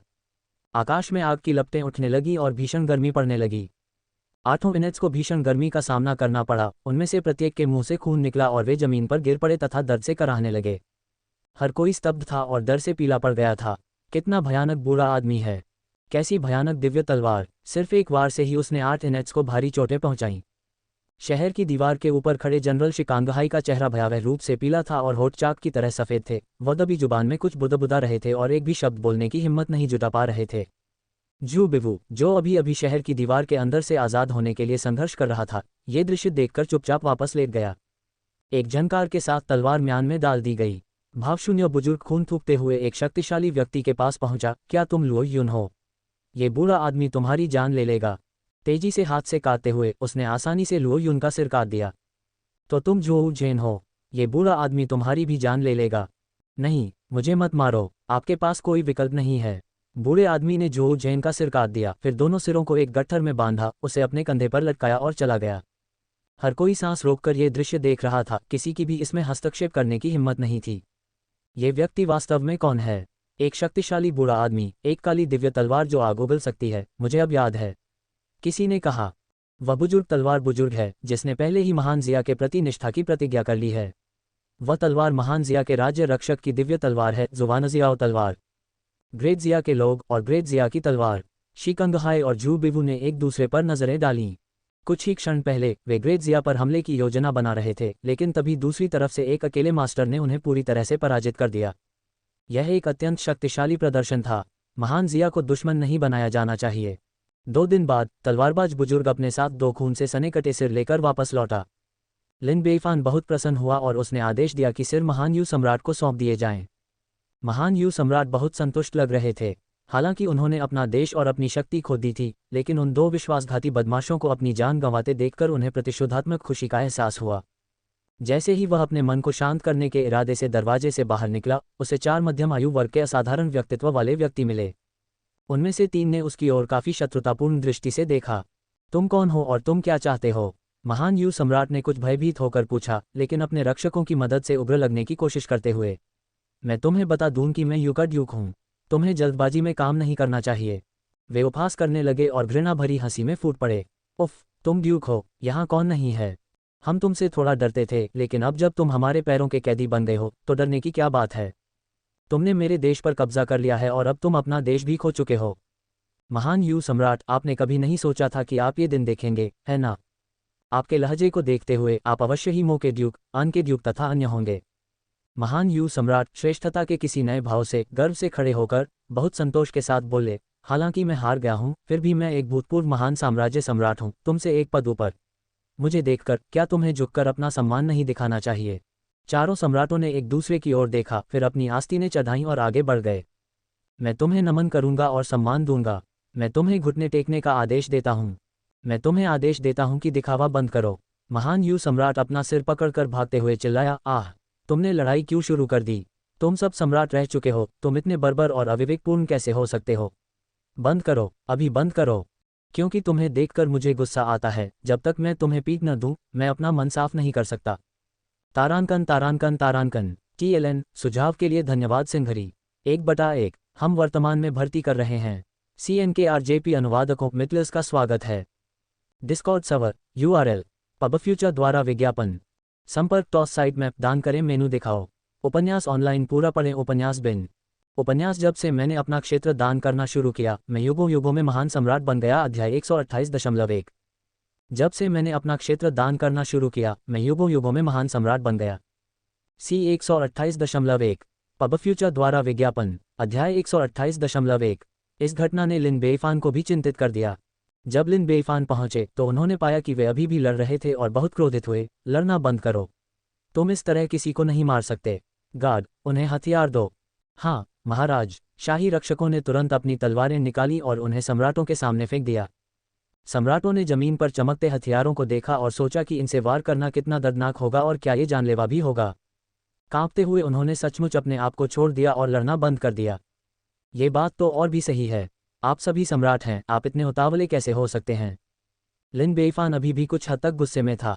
आप लड़ सकते हैं, लेकिन अब से ये साहित्यिक लड़ाइयों के माध्यम से होना चाहिए, न कि सैन्य लड़ाइयों के माध्यम से। सम्राट एक दूसरे की ओर असमंजस में देखने लगे। साहित्यिक युद्ध क्या है और सैन्य युद्ध क्या है? शारीरिक रूप से लड़ना वैसा ही है जैसा आप सब अभी कर रहे थे, एक दूसरे से हाथापाई करना, एक दूसरे के कपड़े फाड़ना, दूसरा बाल खींचना, संक्षेप में कहें तो किसी भी तरह का हथकंडा अपनाना, बिल्कुल गुंडों की तरह। लेकिन बुद्धि की लड़ाई अलग होती है। बुद्धि की लड़ाई कैसी होती है? सबने पूछा। लिन बेईफान ने मुस्कुराते हुए कहा, साहित्यिक लड़ाई लड़ने का एक ज़्यादा सभ्य तरीका है। ये वह जगह है जहां हर कोई शांति से बैठता है। तुम मुझे मुक्का मारो, मैं तुम्हें मुक्का मारूं, इस तरह बारी बारी से, तब तक जब तक कि एक पक्ष वापस लड़ने में असमर्थ न हो जाए। सम्राट, भाड़ में जाओ। उन्हें लगा कि लड़ाई का ये तरीका और भी क्रूर है। तुम मुझे मुक्का मारो, मैं तुम्हें मुक्का मारूंगा, दुश्मन को 1000 क्षति पहुंचाऊंगा और खुद को 800। अंत में दोनों पक्ष बर्बाद हो जाएंगे। ठीक है, बुद्धि की लड़ाई शुरू होती है, कौन पहले जाएगा? लिन बेईफान ने अपनी आस्तीन हिलाई। मैं अनिच्छा से न्यायाधीश के रूप में कार्य करूंगा। सम्राटों ने जोर से सिर हिलाया। अब और लड़ाई नहीं, अब और नहीं। हम अब और नहीं लड़ेंगे। लिन बेईफान, मेरे साथ विनम्र मत बनो, अगर तुम लड़ सकते हो तो सिर्फ बातें मत करो। सम्राट, हम वास्तव में विनम्र नहीं हैं, हम सिर्फ बात करना चाहते हैं, लड़ना नहीं।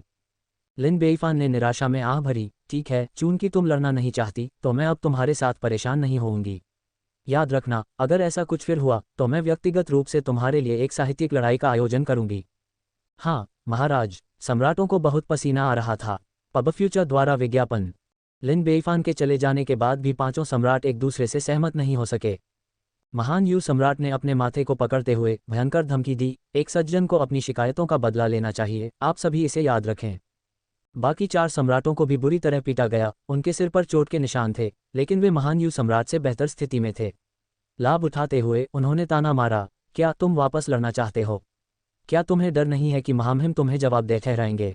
बेशक, मुझे महामहिम के शब्दों का पालन करना होगा, लेकिन मुझे बदला भी लेना होगा। महान यू सम्राट ने जोर से चिल्लाकर कहा, चलो हमारे सेवक हमारे लिए लड़ें। हारने वाले को विजेता के सामने झुकना चाहिए और सम्मान देना चाहिए, क्या ये ठीक रहेगा? चारों छोटे राज्यों के सम्राटों ने एक दूसरे की ओर देखा और सहमति व्यक्त की। ठीक है, ये सौदा हो गया। संक्षिप्त चर्चा के बाद प्रत्येक पक्ष ने 5 सर्वश्रेष्ठ खिलाड़ियों को मैच के लिए चुना, जिसमें 5 सर्वश्रेष्ठ राउंड प्रणाली अपनाई गई। हारने वाले को जीतने वाले पक्ष को चाय परोसनी होगी, माफी मांगनी होगी और अपने चेहरे पर थप्पड़ भी मारना होगा।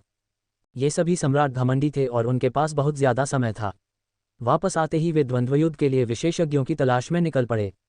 चूंकि इस शर्त में 5 सम्राट शामिल थे, इसलिए यह एक बड़ा सौदा बनता जा रहा था। क्या आपने सुना है, वे पांचों ड्यूक एक व्यक्तिगत दुश्मनी के कारण द्वंद्वयुद्ध की तैयारी कर रहे हैं? क्या ये सच है? बेशक, ये सच है। खबर पहले ही फैल चुकी है। अपनी कुलीन स्थिति के कारण वे व्यक्तिगत रूप से इसमें शामिल नहीं हो सकते, इसलिए वे भाग लेने के लिए कुशल सेनानियों की तलाश कर रहे हैं। यह एक सर्वश्रेष्ठ 5 प्रतियोगिता है और हारने वाले को विजेता को चाय पिलानी होगी और माफी मांगनी होगी, साथ ही अपने चेहरे पर थप्पड़ भी मारना होगा।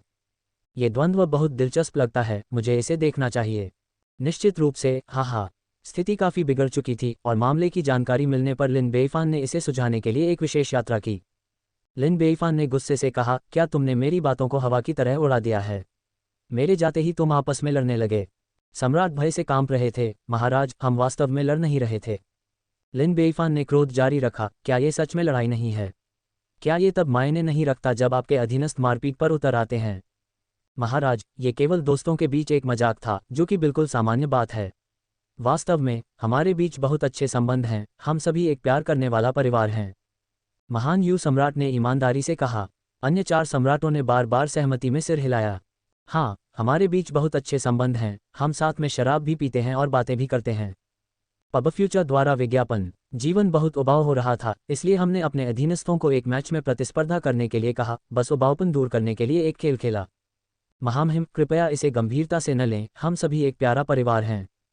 लिन बेईफान ने अपना सिर हिलाया, मुझे विश्वास नहीं होता। आपको इसे एक साहित्यिक प्रतियोगिता के साथ सुलझाना चाहिए, सरल और सीधा। सम्राट रोने वाले थे, यदि साहित्यिक प्रतियोगिता शुरू हो गई तो वे बर्बाद हो जाएंगे। महाराज, हमने सचमुच आपसे झूठ नहीं बोला है। मेरे और उनके बीच संबंध बहुत अच्छे हैं, इतने अच्छे कि हम एक ही जोड़ी पैंट भी पहन सकते हैं। हम तो बस एक खेल खेल रहे हैं, इसे गंभीरता से मत लो। लिन बेईफान ने फिर अपना सिर हिलाया, मुझे अभी भी इस पर विश्वास नहीं हो रहा है, जब तक कि। सम्राट की आंखें चमक उठीं, जब तक कि क्या? जब तक। लिन बेईफान ने चालाकी से मुस्कुराते हुए महान यू सम्राट की ओर इशारा किया और कहा, तुम लोग उसके गाल पर एक चुंबन दो। सम्राट, भाड़ में जाओ।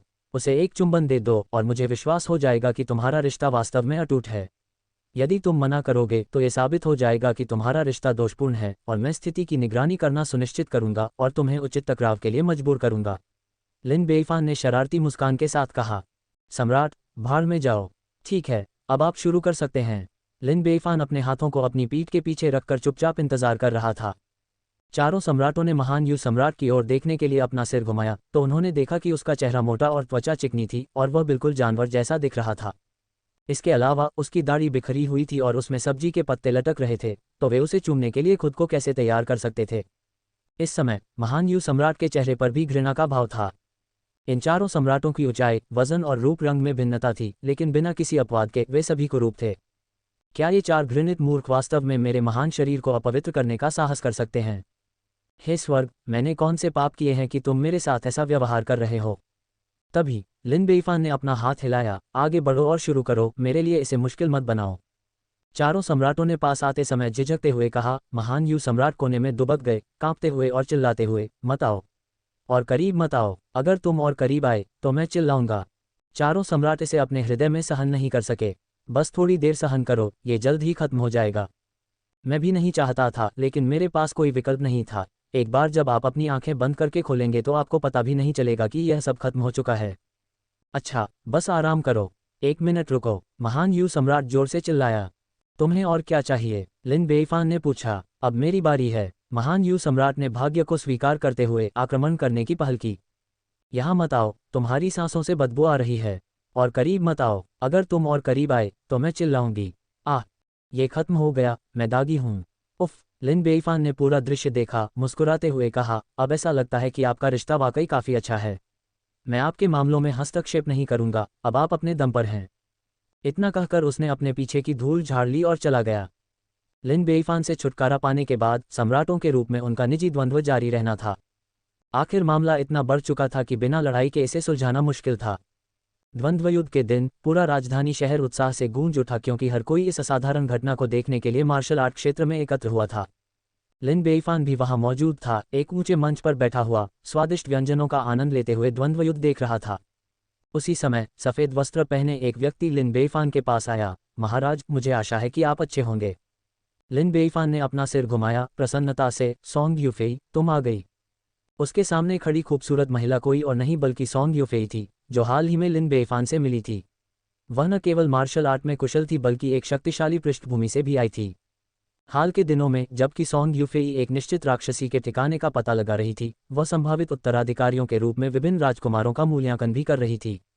हालांकि मूल्यांकन के एक दौर के बाद यह पाया गया कि कोई भी क्राउन प्रिंस लिन बेईफान की तुलना नहीं कर सकता है। उसी उम्र में उन्होंने पहले ही अपने क्षेत्र का विस्तार कर लिया था और 1.5 मिलियन वर्ग किलोमीटर में फैले एक महान साम्राज्य के सम्राट बन गए थे, जिनके शासन में करोड़ों लोग थे और चारों ओर उनका खौफ था। बात बस इतनी सी थी कि उसका आचरण उस ऋषि सम्राट की छवि से कोसों दूर था जो उसके मन में थी। हम वर्तमान में भर्ती कर रहे हैं। CNKRJP अनुवादकों मितलस का स्वागत है। डिस्कॉर्ड सर्वर URL पबफ्यूचर द्वारा विज्ञापन। संपर्क टॉस साइट मैप दान करें मेनू दिखाओ। उपन्यास ऑनलाइन पूरा पढ़ें। उपन्यास बिन उपन्यास जब से मैंने अपना क्षेत्र दान करना शुरू किया, मैं युगों युगों में महान सम्राट बन गया। अध्याय 128.2। जब से मैंने अपना क्षेत्र दान करना शुरू किया, मैं युगों युगों में महान सम्राट बन गया। C 128.2 पबफ्यूचर द्वारा विज्ञापन। अध्याय 128.2। महाराज, जब भी मैं आपको देखता हूँ आप आनंद ले रहे होते हैं, सोंग यूफेई ने कहा। लिन बेईफान ने बड़े गर्व से अपना हाथ हिलाया। मैं अपने लोगों के साथ खुशियां बांट रहा हूं। सोंग यूफेई अवाक रह गया। मुझे ऐसा लगता है कि आप सिर्फ उत्साह देखने पर आमादा हैं। ये भी कहा जा सकता है कि मैं आम लोगों के साथ सहानुभूति रख रहा हूं। लिन बेईफान ने बेपरवाही से जवाब दिया। सोंग यूफेई तो और भी अवाक रह गई। उस समय लिन बेईफान ने हाथ से इशारा किया, बस खड़े मत रहो, मेरे पास बैठो। आओ हम सब मिलकर उत्साह देखें। हम आम लोगों के साथ सहानुभूति रखेंगे और उनकी पीड़ा को समझेंगे। सोंग यूफेई कुछ देर सोचने के बाद वह लिन बेईफान के पास आकर बैठ गई। तभी उसने विदेशी व्यंजनों और बढ़िया सुगंधित वाइन से भरी एक मेज देखी। यदि ऐसा पहले होता तो जो कोई भी उसके सामने इतना स्वादिष्ट भोजन पेश करने की हिम्मत करता, उसे दंडित किया जाता। उनके अनुसार एक बुद्धिमान शासक को शासन में मेहनती, प्रजा से प्रेम करने वाला, मितव्ययी और मितव्ययी होना चाहिए। हालांकि लिन बेईफान के साथ बहस करने के बाद उन्हें एहसास हुआ कि एक बुद्धिमान शासक को शासन में मेहनती और मितव्ययी होना जरूरी नहीं है। लिन बेईफान एक असाधारण मामला है। वह बिल्कुल भी मेहनती नहीं है और यहाँ तक कहा जा सकता है कि वह बेहद आलसी है। फिर भी देश का प्रबंधन बहुत अच्छी तरह से किया जा रहा है, बिना किसी अराजकता के। वह बिल्कुल भी मितव्ययी नहीं है और कोई यह भी कह सकता है कि वह बहुत ज़्यादा फिजूल खर्च हैं, लेकिन वह ये सुनिश्चित करते हैं कि आम लोगों को अच्छे कपड़े और अच्छा भोजन मिले। उनके कार्य पूरी तरह विपरीत हैं, फिर भी देश बेहतर से बेहतर होता जा रहा है। इन सब बातों ने उसकी समझ को उलट दिया है। इस बार परी पत्नी यू आई है, मुझे लगता है कि आप मुझसे कुछ परामर्श करना चाहते हैं। पब फ्यूचर द्वारा विज्ञापन, अपने मन की बात कहो, संकोच मत करो। महामहिम, जहां तक मुझे पता चला है, इस साल की शुरुआत से ही आपने राज्य के मामलों की अनदेखी की है और शायद ही कभी अदालत की बैठकों में भाग लिया हो। फिर भी इसके बावजूद राज्य में अराजकता नहीं फैली और अदालत सुचारू रूप से काम कर रही है। सोंग यूफेई ने अपनी उलझन व्यक्त की, जो निर्देश के लिए एक अनुरोध और एक परीक्षण दोनों थी। क्या ऐसा हो सकता है कि आप इस बात से अनभिज्ञ हों कि मैंने पहले भी एक मंत्रिमंडल का गठन किया था? लिन बेइफान ने सवाल किया। क्या कोई संबंध है? सोंग यूफेई ने हैरान होकर पूछा। ये संबंध बहुत महत्वपूर्ण है। लिन बेइफान ने सोंग यूफेई के लिए एक गिलास वाइन और एक गिलास खुद के लिए डाला, फिर मुस्कुराते हुए कहा, आपको समझना चाहिए कि मानव शक्ति की कभी कभी अपनी सीमाएं होती हैं। भले ही कोई सम्राट जितना ऊंचा हो, उसकी ऊर्जा सीमित होती है और उसकी क्षमताएं सीमित होती हैं, इसलिए गलतियां कभी कभी अपरिहार्य होती हैं। लेकिन मंत्रिमंडल का गठन करना अलग बात है। मंत्रिमंडल का मतलब है देश के सबसे बुद्धिमान लोगों को अपनी चिंताओं को साझा करने के लिए इकट्ठा करना। इसमें सभी प्रकार की प्रतिभाएं शामिल हैं, जो शासन करते हैं, जो सेना की कमान संभालते हैं, जो नागरिक प्रशासन को समझते हैं, और यहाँ तक कि जो खगोल विज्ञान और भूगोल में पारंगत हैं। हर तरह की प्रतिभा मौजूद है और वे सभी प्रकार के मुद्दों से निपटने में मेरी मदद कर सकते हैं। वे जानते हैं कि मैं क्या नहीं समझता, वे वह कर सकते हैं जो मैं नहीं कर सकता। इस तरह हम कई गलतियों से बच सकते हैं और राष्ट्र के स्थिर विकास को सुनिश्चित कर सकते हैं। इसके अलावा मैं लोगों के साथ जीवन का आनंद लेने के लिए बहुत समय निकाल सकता हूँ। क्या यह अच्छा नहीं है? महाराज जो कहते हैं वह बिल्कुल सच है। सोंग यूफेई ने प्रशंसा में सिर हिलाया। दरअसल कई सम्राट सत्ता को अपने हाथों में कसकर रखना पसंद करते हैं, बूढ़े बैल की तरह अथक परिश्रम करते हैं, ये सोचकर कि यही सही तरीका है। ऐसा करके वे देश को अच्छी तरह से चला सकते हैं। लेकिन मेरे विचार से यह उचित नहीं है।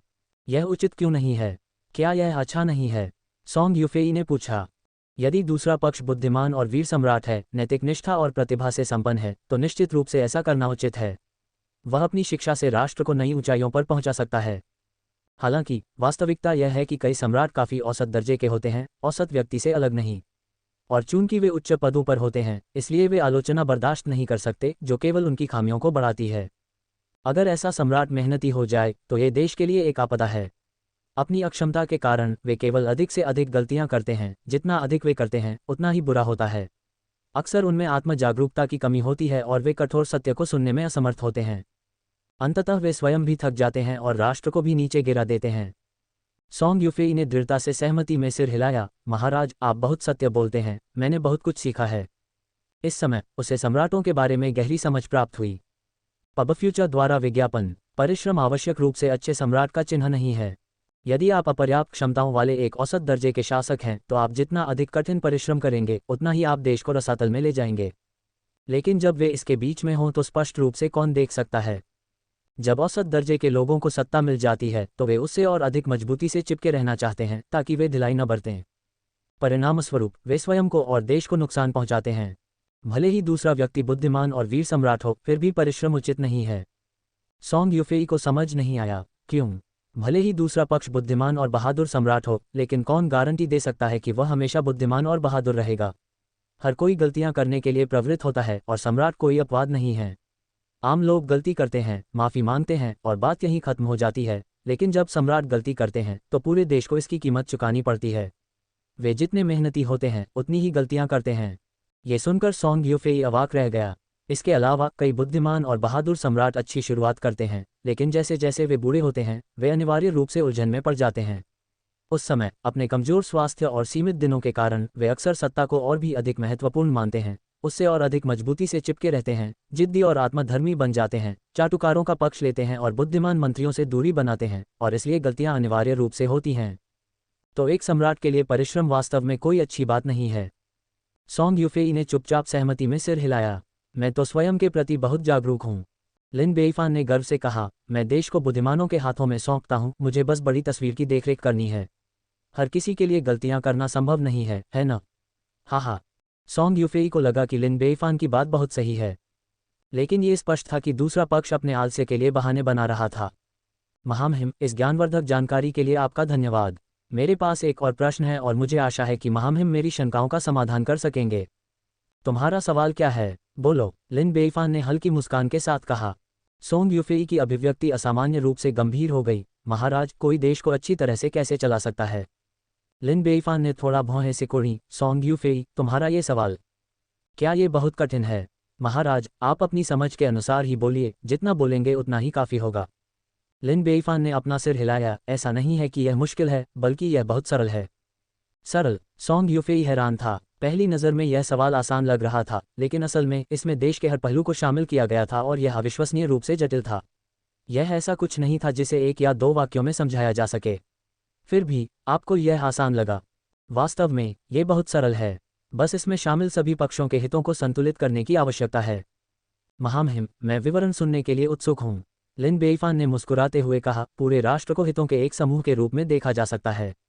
वे हितों से एकजुट हैं और अंततः उनके कारण अलग हो जाएंगे। इसलिए सम्राट के रूप में जब तक मैं सभी पक्षों के हितों को संतुलित करता हूं और यह सुनिश्चित करता हूं कि सभी को लाभ हो, तब तक राष्ट्र खुद को बनाए रखने में सक्षम होगा। लेकिन शायद यह अभी भी बहुत जटिल है। आइए एक उदाहरण का उपयोग करें। कल्पना कीजिए कि पूरे देश में सिर्फ दो लोग हैं, एक किसान और एक जमींदार। किसान खाद्यान्न उत्पादन के लिए जिम्मेदार है, लेकिन उसके पास जमीन नहीं है। जमींदार के पास जमीन है, लेकिन वह खाद्यान्न उत्पादन नहीं करता। किसान और जमींदार दोनों ही ज्यादा खाद्यान्न चाहते हैं, लेकिन उनके पास सिर्फ इतना ही खाद्यान्न उपलब्ध है। आपको क्या लगता है कि इसे कैसे वितरित किया जाना चाहिए ताकि यह सुनिश्चित हो सके कि वे सहयोग करना जारी रखें? चलो इसे आधा आधा बांट लेते हैं। सोंग यूफेई ने कुछ सोचने के बाद सुझाव दिया। बिल्कुल नहीं, लिन बेईफान ने अपना सिर हिलाया। किसानों को कड़ी मेहनत करनी पड़ती है, जिसमें बहुत ऊर्जा खर्च होती है। उन्हें ज्यादा भोजन की जरूरत है, वरना वे खुद भूख से मर जाएंगे और आपके लिए खेती नहीं कर पाएंगे। अगर सहयोग टूट गया तो देश बर्बाद हो जाएगा। तो फिर चलो 80% किसानों को दे दें, क्योंकि वे ही मेहनतकश हैं। सोंग यूफेई ने प्रस्ताव रखा। ये भी नहीं चलेगा। लिन बेईफान ने फिर अपना सिर हिलाया। अगर आप बहुत ज्यादा देते हैं तो जमींदार किसानों को बाहर निकाल सकते हैं और खुद ही जमीन पर खेती कर सकते हैं और सारा फसल अपने पास रख सकते हैं। उस स्थिति में किसान अभी भी भूख से मर जाएंगे। अगर लोग मर जाते हैं तो सहयोग असंभव है और देश अभी भी बर्बाद है। तो वितरण कैसे किया जाना चाहिए? सोंग यूफेई ने पूछा। वास्तव में वास्तविकता ने आपको पहले ही जवाब दे दिया है। लिन बेईफान ने मुस्कुराते हुए कहा। 6:3, 1। सोंग यूफेई ने आश्चर्य से कहा, यह सही है। 6:3:1। लिन बेईफान ने मुस्कुराते हुए कहा, यह दोनों पक्षों के बीच लंबे समय से चले आ रहे समझौते और संघर्ष का जवाब है। हम वर्तमान में भर्ती कर रहे हैं। CNKRJP अनुवादकों मित्लर्स का स्वागत है। डिस्कॉर्ड सर्वर URL पबफ्यूचर द्वारा विज्ञापन। संपर्क टॉस साइट मैप दान करें मेनू दिखाओ। उपन्यास ऑनलाइन पूरा पढ़ें। उपन्यास बिन। उपन्यास जब से मैंने अपना क्षेत्र दान करना शुरू किया, मैं युगों युगों में महान सम्राट बन गया। अध्याय 129.1। जब से मैंने अपना क्षेत्र दान करना शुरू किया, मैं युगों युगों में महान सम्राट बन गया। C 129.1। पबफ्यूचर द्वारा विज्ञापन। अध्याय 129.1। किसान 60% लेते हैं। पर्याप्त भोजन के साथ उनके पास काम करने की ताकत होती है। जमींदार 30% लेते हैं। वे काम नहीं करते और उसमें से आधा उनके लिए पर्याप्त है। राज्य 10% लेता है, जिसे लचीले ढंग से आवंटित किया जा सकता है। अगर किसानों को इसकी ज़रूरत है तो इसे किसानों को दें। अगर जमींदारों को इसकी ज़रूरत है तो इसे जमींदारों को दें। इसका इस्तेमाल सेना को बनाए रखने और क्षेत्र की रक्षा के लिए भी किया जा सकता है। इस तरह तीनों पक्षों को फायदा होता है और देश कायम रह सकता है। सोंग यूफेई ने सोच समझकर सिर हिलाया। लिन बेईफान ने अपना गला साफ करते हुए कहा, चलो इस मामले को बढ़ावा देते हैं। असल में हम वास्तव में पूरे देश के नागरिकों को दो वर्गों में विभाजित कर सकते हैं। एक किसान वर्ग है और दूसरा जमींदार वर्ग है। किसान बहुत हैं, लेकिन उनके पास ज़मीन कम है। जमींदार कम हैं, लेकिन उनके पास बहुत ज़मीन है। इसलिए काम करने वाले किसान 60% लेते हैं और काम न करने वाले जमींदार 30% लेते हैं। इस तरह के वितरण से न केवल किसान अपना भरण पोषण कर सकते हैं, बल्कि वे अपने परिवार का भी भरण पोषण कर सकते हैं। हालांकि जमींदारों को कम मिलता है, उनकी संख्या कम है और बिना काम किए भी वे 30% आय प्राप्त कर सकते हैं, जो उनके परिवारों का भरण पोषण करने के लिए भी पर्याप्त है। इसलिए वितरण का ये तरीका बहुत ही उचित है और राष्ट्र की दीर्घकालिक स्थिरता और शांति की गारंटी भी है। जब तक देश को ये सही लगता है, तब तक राष्ट्र सामान्य रूप से काम कर सकता है। अगर यह नहीं हो सका तो क्या होगा? सोंग यूफेई ने जवाब दिया। यदि ऐसा नहीं किया जा सका तो यह आपदा लाएगा। लिन बेईफान ने कहा, उदाहरण के लिए अगर जमींदार मुनाफे का 20% अतिरिक्त लेते हैं तो किसानों को 20% कम मिलता है। ऐसा लग सकता है कि जमींदार ज्यादा कमा रहे हैं, लेकिन वास्तव में ऐसा नहीं है। अंत में हर कोई हारता है, क्योंकि अगर किसानों को मुनाफे का सिर्फ 40% हिस्सा ही मिलता है तो उनके पास खाने के लिए पर्याप्त नहीं होगा और स्वाभाविक रूप से वे ज्यादा काम नहीं कर पाएंगे। नतीजतन स्वाभाविक रूप से अनाज कम होगा।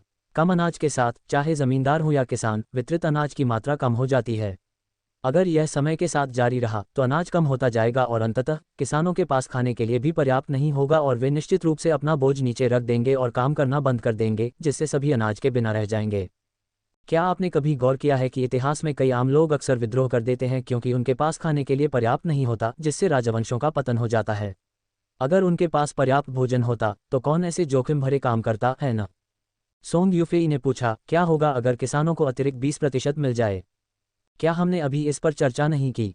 अगर किसान 20% अतिरिक्त लेते हैं तो जमींदारों को 20% कम मिलेगा। कम लेने के लिए जमींदार अपनी जमीन इस्तेमाल के लिए नहीं देंगे, वे खुद ही उस पर खेती करेंगे और जो भी अनाज वे पैदा करेंगे वह उनका अपना होगा। किसानों के पास खाने के लिए अभी भी अनाज नहीं होगा और वे अनिवार्य रूप से विद्रोह कर देंगे। लिन बेइफान ने आह भरते हुए कहा, इसलिए किसी देश का अच्छा प्रबंधन करना हितों के उचित वितरण पर निर्भर करता है। ये सुनिश्चित करना महत्वपूर्ण है कि हर वर्ग, हर व्यक्ति के पास जीवित रहने का एक तरीका हो जिससे हर कोई जीवित रह सके। चलिए इस मुद्दे को और आगे बढ़ाते हैं। एक देश में सिर्फ किसान और जमींदार ही नहीं होते, वहाँ व्यापारी, मजदूर, मार्शल आर्टिस्ट, कुलीन परिवार आदि भी होते हैं, जिनके अलग अलग हित होते हैं।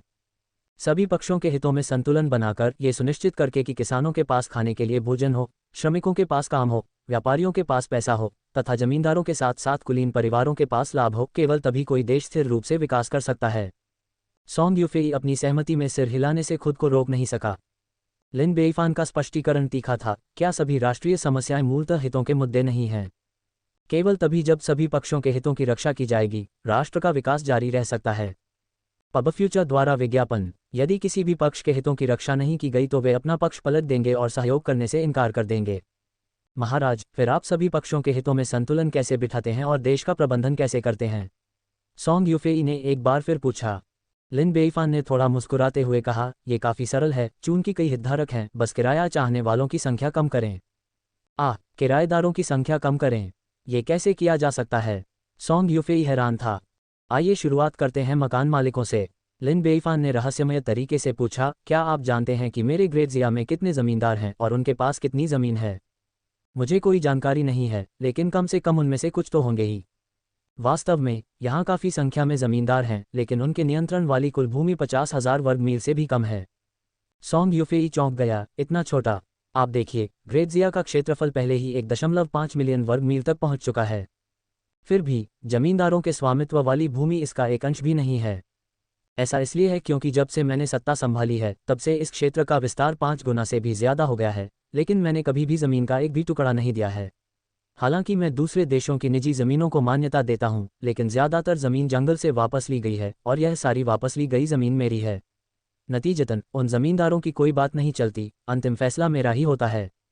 लिन बेइफान ने प्रभावशाली ढंग से घोषणा की, मैं लाखों किसानों को संगठित कर सकता हूं ताकि वे भूमि पर पुनः अधिकार प्राप्त कर सकें और खेती कर सकें, और इससे होने वाले लाभ को आपस में बांटा जाएगा, जिसमें 60% किसानों को और 40% मुझे मिलेगा। इस तरह बिना बिचौलियों के लाभ कमाने से किसान अधिक कमाते हैं और मैं भी। लाभ के लिए प्रतिस्पर्धा करने वाले जमींदारों के बिना क्या समाज अधिक सामंजस्यपूर्ण नहीं होगा? ये सांग यूफेई दंग रह गया, लेकिन आगे सोचने पर यह बात काफ़ी हद तक सही प्रतीत हुई। चलिए फिर से कुलीन परिवार के बारे में बात करते हैं। लिन बेइफान ने फिर से रहस्य के भाव के साथ कहा, क्या आप जानते हैं कि मेरे महान ज़िया में कितने कुलीन परिवार हैं? सोंग यूफेई ने सोचते हुए अपनी भौहें सिकोड़ ली, ऐसा लगता है कि कोई भी नहीं है। लिन बेइफान ने जोर से कहा, बिल्कुल, एक भी नहीं। वे अतृप्त लालची हैं, महान ज़िया में घुसपैठ करने, उच्च पदों पर कब्जा करने और मेरी संपत्ति हड़पने के लिए विभिन्न तरीकों का उपयोग करने की कोशिश कर रहे हैं। लेकिन मैं इसकी अनुमति नहीं दूंगा, मैंने उनका रास्ता काट दिया है। आप देखिए, वे अंदर नहीं जा सकते और बस ऐसे ही एक दावेदार कम हो गया है ना? पब फ्यूचर द्वारा विज्ञापन। और जहां तक मार्शल आर्ट संप्रदायों का सवाल है, हालांकि अभी तक उनमें से किसी की भी खोज नहीं हुई है, मैं उन्हें भी अवसर नहीं दूंगा। इसके साथ ही 3 प्रमुख मुनाफाखोरों को समाप्त करने के बाद मेरे राज्य में केवल किसान, मजदूर और कुछ व्यापारी ही बचे हैं। लिन बेइफान ने गर्व से मुस्कुराते हुए कहा, मुझे बस इतना करना है कि किसानों के पास खेती के लिए ज़मीन और खाने के लिए भोजन हो, मजदूरों के पास नौकरी और कमाने के लिए पैसे हों और व्यापारियों के पास मुनाफा हो। क्या तब देश को संभालना आसान नहीं होगा? क्या ये बिल्कुल आसान नहीं है? सोंग यूफेई ने लिन बेइफान को गहराई से देखा। ये सरल लगता है, लेकिन यह उतना सरल नहीं है। जमींदारों को मुनाफे के लिए प्रतिस्पर्धा करने से रोकने के लिए उनके पास पर्याप्त भूमि होनी चाहिए। पर्याप्त भूमि पाने के लिए क्षेत्र का विस्तार करना होगा। दूसरे पक्ष ने वास्तव में ऐसा किया और 1 वर्ष की छोटी सी अवधि में प्रादेशिक क्षेत्र का विस्तार 5 गुना से भी अधिक कर दिया, जो अपने आप में एक चमत्कार है, एक अप्रतिम चमत्कार। कुलीन परिवारों को लाभ के लिए प्रतिस्पर्धा करने से रोकना स्वर्ग में चढ़ने से भी अधिक कठिन है। आपको ये समझना होगा कि इस विश्व की अर्थव्यवस्था लगभग पूरी तरह से कुलीन परिवारों द्वारा नियंत्रित है। आपके देश का विकास उनके समर्थन के बिना आगे नहीं बढ़ सकता। यहाँ तक कि राजवंश और साम्राज्य भी कुलीन परिवारों को खुले तौर पर अपमानित करने का साहस नहीं करते। फिर भी इस व्यक्ति ने शाही परीक्षा के दौरान सभी कुलीन परिवारों को नाराज करने में कामयाबी हासिल कर ली है। ऐसा साहस सचमुच अद्भुत है, और मार्शल आर्ट संप्रदायों को लाभ के लिए लड़ाई में प्रवेश करने से भी मना किया जाए। हे भगवान, वह हर शक्ति को अपमानित करने में कामयाब रहा है। सोंग यूफेई ने आह भरते हुए कहा, महाराज, आप स्वर्ग के विरुद्ध विद्रोह का ऐसा मार्ग अपना रहे हैं जिस पर पहले कभी किसी ने नहीं चला। लिन बेईफान ने दिल खोलकर हंसते हुए कहा, तो फिर स्वर्ग को चुनौती दो। स्वर्ग के खिलाफ लड़ना एक असीम आनंद है, धरती के खिलाफ लड़ना एक असीम आनंद है, लोगों के खिलाफ लड़ना तो और भी ज्यादा है। हा। सोंग यूफेई अपने दिल में केवल एक कड़वी मुस्कान ही ला सकी। मूल रूप से उसने लिन बेईफान को चुनने का मन बना लिया था, लेकिन उसकी बातें सुनकर वह फिर झिझकी, क्योंकि उसने जो मार्ग चुना था वह सम्राट बनने का अत्यंत कठिन मार्ग था, जिससे न केवल राष्ट्रों को बल्कि कुलीन परिवारों को भी अपमानित किया जा रहा था, और यहाँ तक कि नदियों और झीलों के किसी भी संप्रदाय को नहीं छोड़ा जा रहा था, तथा मार्ग में पड़ने वाले प्रत्येक व्यक्ति को अपना शत्रु बना लिया था। वह इस बात को लेकर आश्वस्त नहीं थी कि ऐसा देश समुचित रूप से विकसित हो सकेगा।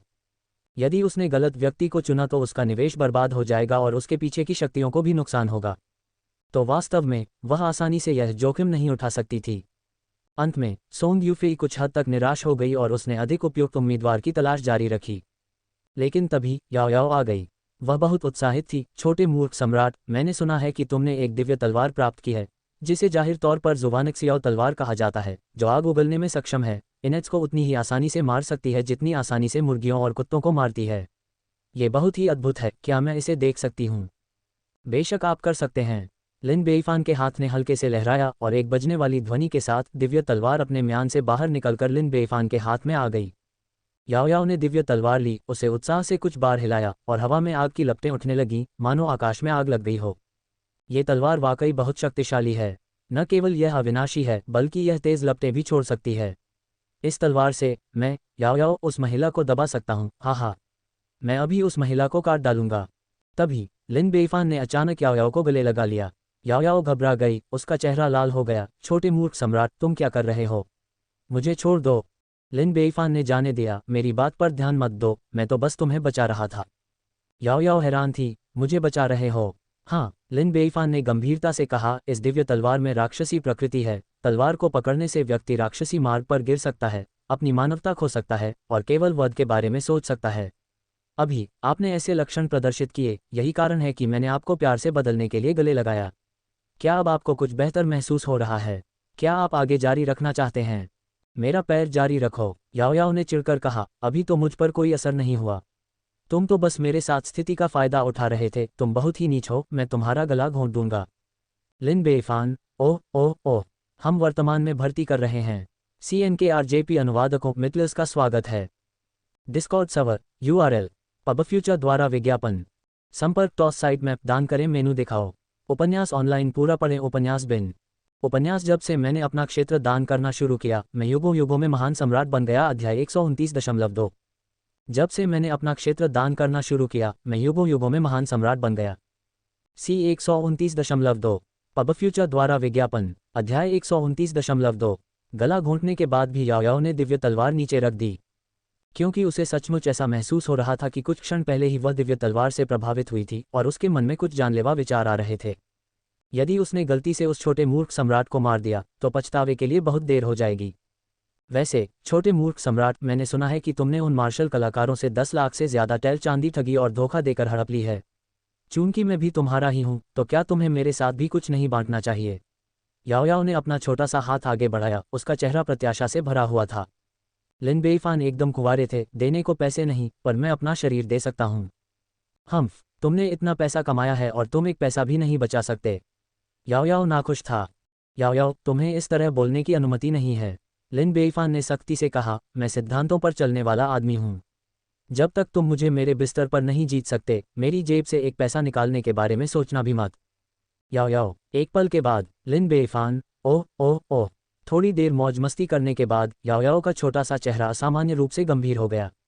उसने लिन बेईफान को देखा और कुछ हिचकिचाते हुए कहा, छोटे मूर्ख सम्राट, वास्तव में मैं इस बार तुम्हें कुछ महत्वपूर्ण बताने के लिए यहाँ आई हूँ।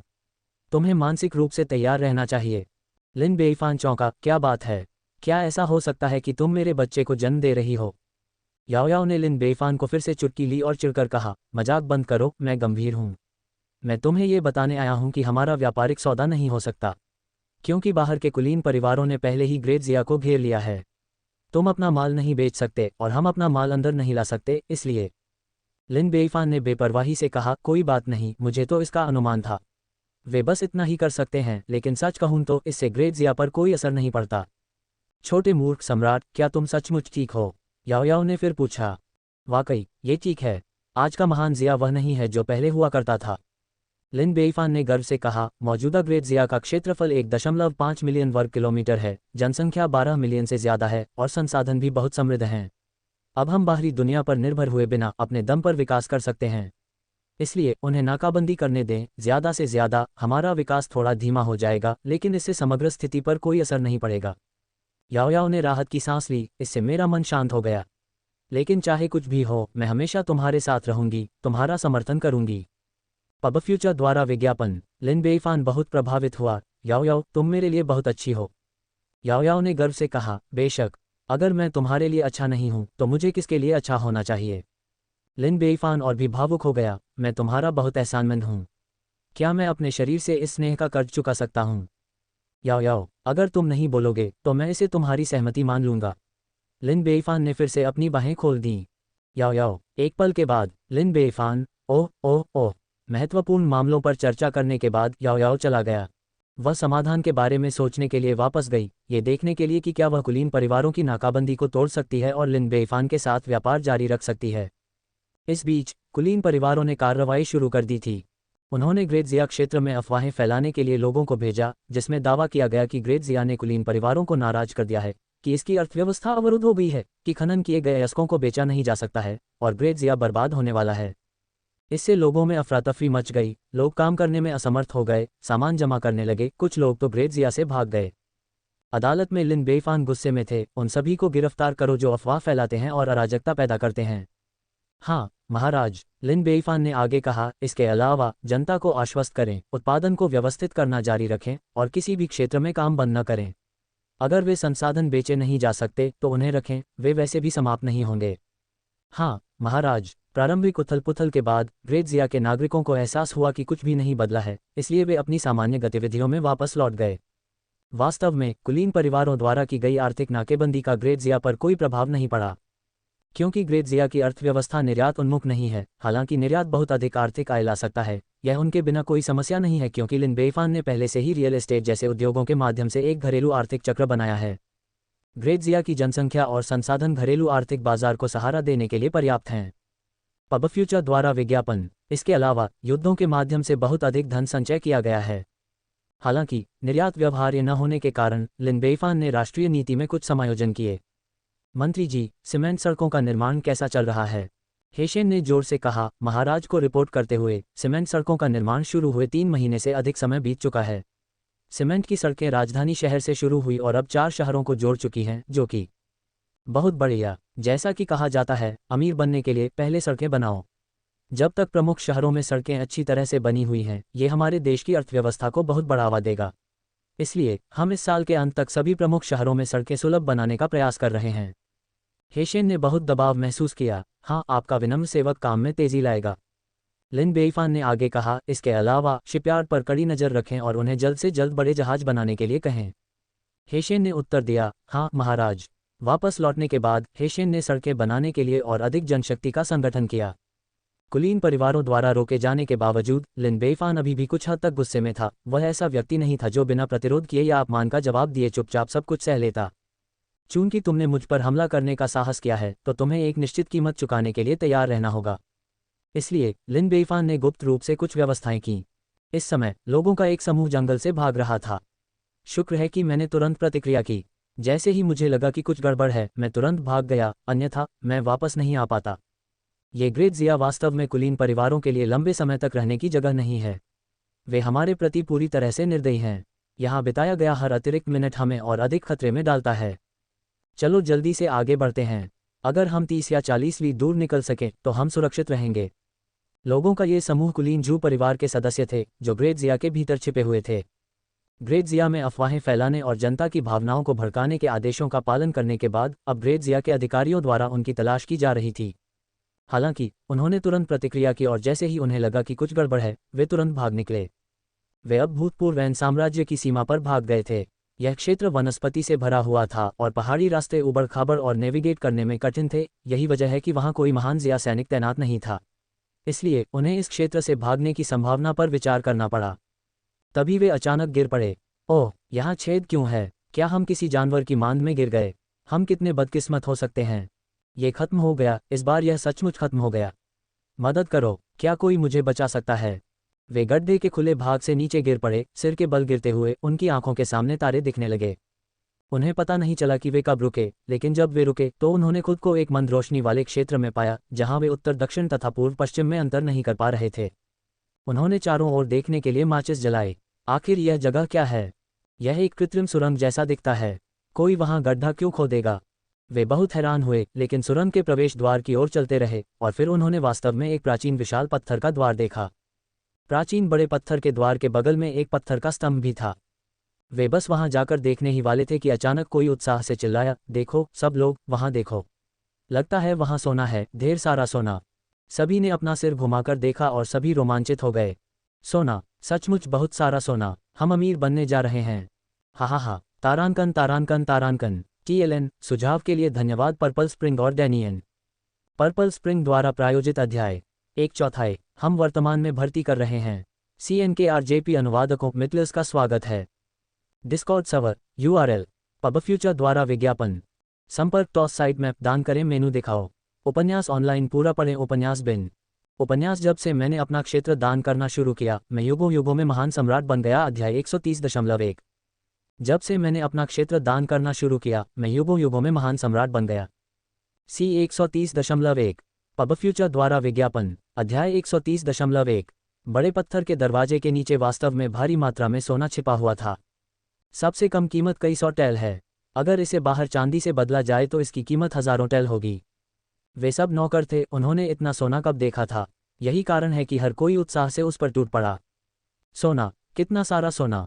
ये सारा सोना मेरा है, सब मेरा। मत छीनो, यह मेरा है। बातें करना बंद करो, सबके लिए पर्याप्त है। अब हम अमीर हो गए हैं। अमीर थे, हाँ हाँ। हर किसी के हाथ में 1 दर्जन से ज्यादा सोने की सिल्लियां थीं, कुछ के हाथ में कई सोने की सिल्लियां थीं। उनके चेहरे खुशी से चमक रहे थे, वे अपनी खुशी को रोक नहीं पा रहे थे। किसने सोचा था कि गड्ढे में गिरने के बाद मुझे इतना सोना मिलेगा? स्वर्ग ने सचमुच मुझे आशीर्वाद दिया है। ऐसा इसलिए होगा क्योंकि मैं इन दिनों बोधिसत्व से प्रार्थना कर रहा हूँ। बोधिसत्व ने चमत्कार दिखाया है। ये धन के देवता का आशीर्वाद अवश्य होगा। ये निश्चित रूप से धन के देवता का आशीर्वाद है। जब मैं वापस आऊँगा तो मुझे अपनी प्रतिज्ञा अवश्य पूरी करनी होगी। मैं, झांग सान, इतने वर्षों से कड़ी मेहनत कर रहा हूँ और अंततः मेरा समय आ गया है। जब मैं वापस आऊँगा तो मैं तुरंत एक पत्नी ढूंढ लूँगा और 3 बच्चे पैदा करूँगा। उसी समय उनके मन में एक प्रश्न उठा, यहाँ इतना सोना क्यों है? क्या इससे ज़्यादा भी हो सकता है? इसलिए उन्होंने अपनी खोज जारी रखी और अंततः एक पत्थर पर उत्तर पाया। पता चला कि यह जगह एक प्राचीन मकबरा था और बड़े पत्थर के गेट के पीछे एक प्राचीन राजा को दफनाया गया था। तारीख के हिसाब से यह इतना प्राचीन था कि कोई भी उसकी उत्पत्ति के बारे में नहीं बता सकता था। इस डर से कि कब्र पर हमला करने वाले लोग प्राचीन मकबरे में राजा की नींद में खलल डालेंगे, एक विशेष स्तंभ को चेतावनी के रूप में खड़ा किया गया था। यदि आप चाहें तो सोना ले लें, लेकिन पत्थर के दरवाजे को न खोलें और निश्चित रूप से कब्र के मालिक को परेशान न करें, अन्यथा आपको प्रतिशोध भुगतना पड़ेगा। पबफ्यूचर द्वारा विज्ञापन। खेलें और 1 करोड़ जीतें। खेलें और 1 करोड़ जीतें। FUN 88 भारत का सबसे भरोसेमंद मंच। फन 88। तो यह ऐसा ही है। उन्होंने एक दूसरे को समझते हुए देखा। फिर, मानो किसी अलिखित समझौते के तहत, वे सभी अपने पीछे लगे बड़े पत्थर के गेट की ओर देखने लगे। उनकी आंखें जिज्ञासा से चमक रही थीं। प्रवेश द्वार पर ही इतना सोना है, अंदर भी तो और होगा। क्या हमें इसे खोद कर देखना चाहिए? लेकिन पत्थर पर लिखा है कि पत्थर का दरवाजा खोलने से प्रतिशोध मिलेगा। ये सरासर बकवास है। लोग इतने सालों से मर चुके हैं, वे बदला कैसे ले सकते हैं? बिल्कुल, मुझे लगता है कि यह सिर्फ लोगों को डराने के लिए है। कन्फ्यूशियस ने कभी अलौकिक के बारे में बात नहीं की। मैं भी इस चीज़ पर विश्वास नहीं करता। डरपोक लोग भूख से मर जाते हैं, बहादुर लोग अधिक खाने से मर जाते हैं। उन्होंने एक दूसरे को देखा और अनायास ही एक ही विचार मन में आया, अंदर जाओ। इसलिए उन्होंने सोने को अपनी जेबों में भर लिया और फिर पत्थर के दरवाजे की ऊपर से नीचे तक जांच की तथा प्रवेश के लिए तंत्र की खोज की। अंततः हालांकि उन्हें कोई तंत्र नहीं मिला और वे केवल दरवाजे को धक्का देकर ही अंदर प्रवेश कर सके। आइए हम सब मिलकर प्रयास करें और देखें कि क्या हम ये दरवाज़ा खोल सकते हैं। ठीक है, चलो हम इसमें अपनी पूरी ताकत लगा दें। वे पत्थर के दरवाजे के सामने खड़े हो गए, एक दूसरे के हाथ उस पर दबाए हुए थे और फिर अपनी सामूहिक शक्ति को एकत्रित करते हुए उन्होंने दरवाजे को जोर से धक्का दिया। उनके प्रयासों के कारण पत्थर का दरवाजा अंततः खुल गया और एक सनकरा सा अंतर दिखाई दिया। ये हिल रहा है, पत्थर का दरवाजा हिल रहा है। आइए और अधिक प्रयास करें। जब तक हम उस दरवाजे को खोलेंगे, अंदर का सारा सोना हमारा होगा। हा, सभी लोग और जोर लगाओ। ठीक उसी समय पत्थर के दरवाजे की दरारों से कई छोटे तीर निकले और उन लोगों पर लगे जो उसे धक्का दे रहे थे। चीखने के बाद वे सभी मरकर जमीन पर गिर पड़े। केवल सबसे पीछे वाले व्यक्ति को तीर नहीं लगा और वह बच गया। पब फ्यूचर द्वारा विज्ञापन। लेकिन जब उसने देखा कि क्या हुआ था तो वह पूरी तरह से अचंभित रह गया। क्या वे सब सचमुच मर गए हैं? फिर वह घबरा गया, उन्हें बदला जरूर मिला होगा। मैं यहाँ नहीं रह सकता, मुझे यहाँ से चले जाना चाहिए। नहीं तो मैं भी उनकी तरह ही बदला लूंगा। इसलिए वह तेजी से बाहर भागा। लेकिन कुछ ही देर में वह उतनी ही तेजी से दौड़ता हुआ वापस आया, क्योंकि वह सोने को जमीन पर नहीं छोड़ सकता था। उसने फिर से भागने से पहले सोना उठाने की योजना बनाई। परिणामस्वरूप वह एक बार फिर उलझन में पड़ गया। सोना कहाँ है? सोने का क्या हुआ? इसे कौन ले गया? जमीन पर जो कुछ भी दिख रहा था वह बेदाग था, कुछ लाशों को छोड़कर, और कुछ भी नहीं था। सब कुछ बहुत ही भयानक था। उसने अपने सामने लगे पत्थर के दरवाजे की ओर देखा और उसे लगा कि यह बहुत ही अजीब है, जैसे कोई विशाल मुंह जिसके बाहर निकले हुए नुकीले दांत उसे निगलने के लिए तैयार हों। इसलिए वह घबराकर फिर से बाहर भागा। मैं मरना नहीं चाहता, मुझे अब सोने की कोई परवाह नहीं है, इसलिए कृपया मुझे मत मारो। 3 दिन बाद वह 1 दर्जन लोगों के साथ उस स्थान पर वापस आया। मध्यम आयु वर्ग के एक व्यक्ति ने शानदार पोशाक पहन रखी थी और छोटी मूंछें रखी थीं, जो बहुत प्रभावशाली लग रहा था। लियू सान, क्या ये वही जगह है जिसके बारे में आप बात कर रहे थे? लियू सैन नाम के आदमी ने बार बार सिर हिलाया। हाँ, यही जगह है। देखो, उनकी लाशें अभी भी यहाँ हैं और उनसे बदबू आ रही है। क्या तुमने नहीं कहा था कि यहाँ सोना है? अधेड़ उम्र के आदमी ने फिर पूछा। लियू सैन ने एक बार फिर सिर हिलाया, उसकी आवाज़ अवशिष्ट भय से कांप रही थी। वास्तव में वहाँ है। इसे मूल रूप से पत्थर के दरवाजे के नीचे रखा गया था और हम भाइयों ने इसे उठा लिया।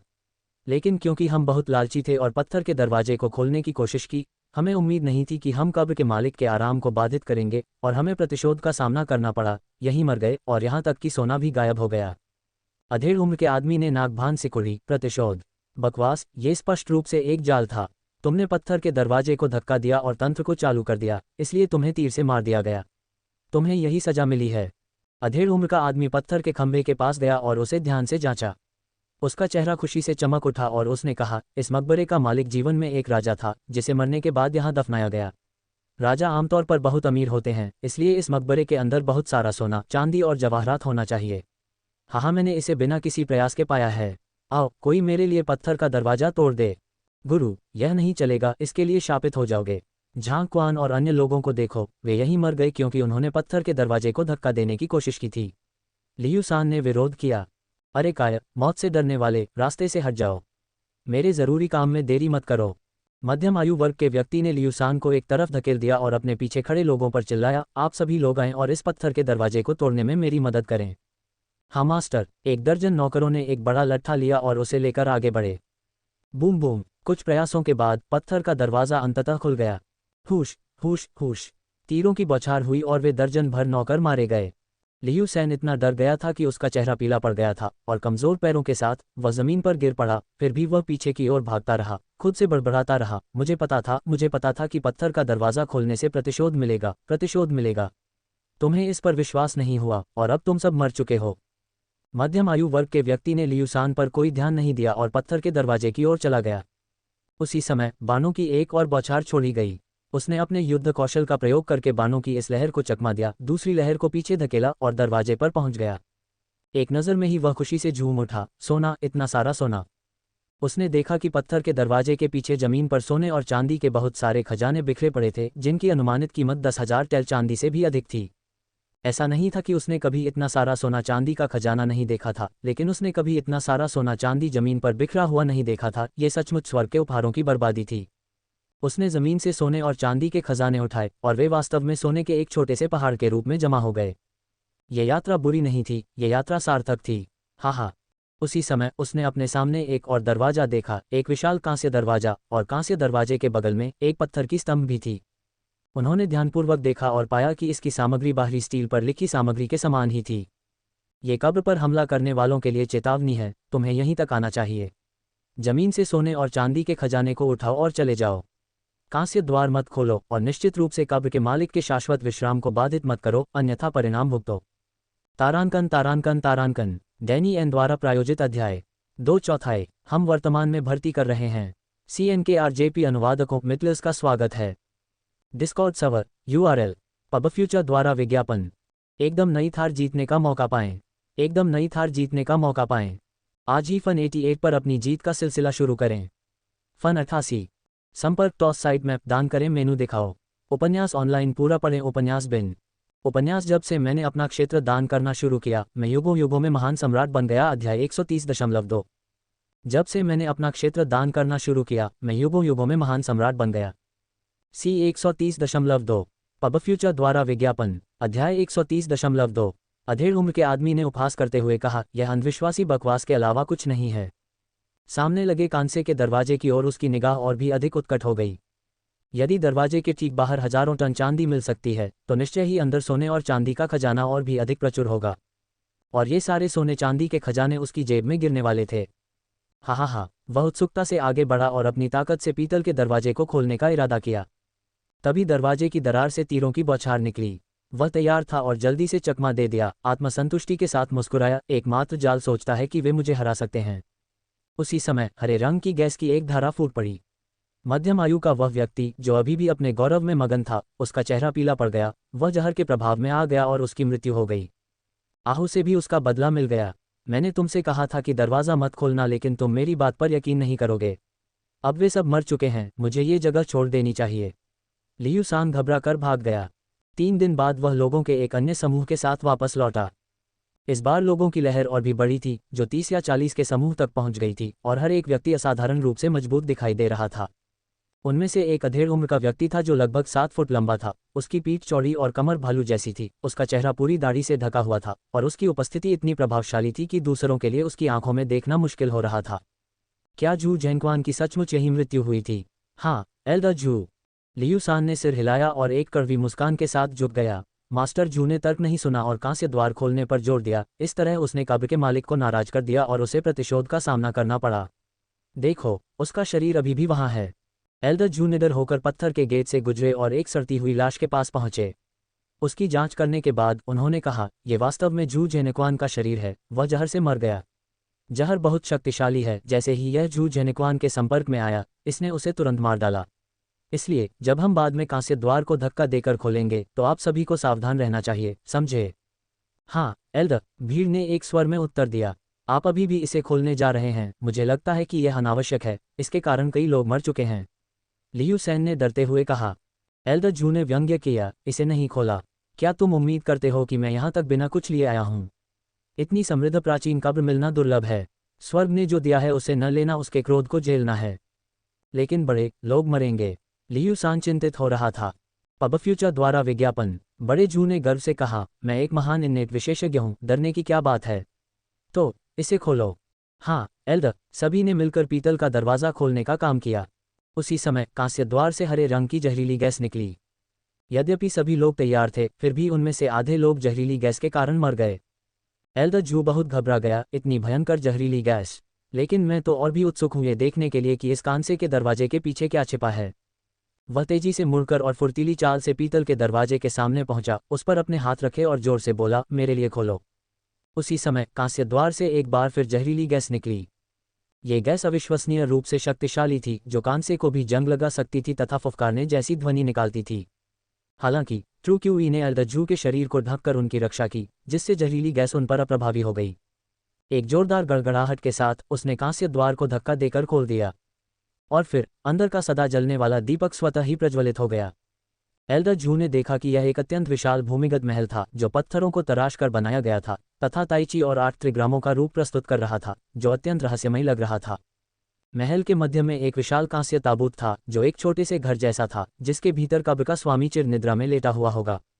आश्चर्यजनक रूप से ताबूत के चारों ओर सोने और चांदी के खजाने थे।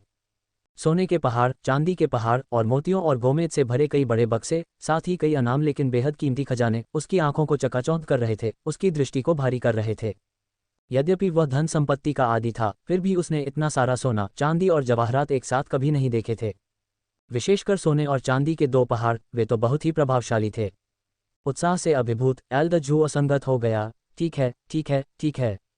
सोचो, इतना सारा सोना, चांदी और जवाहरात है।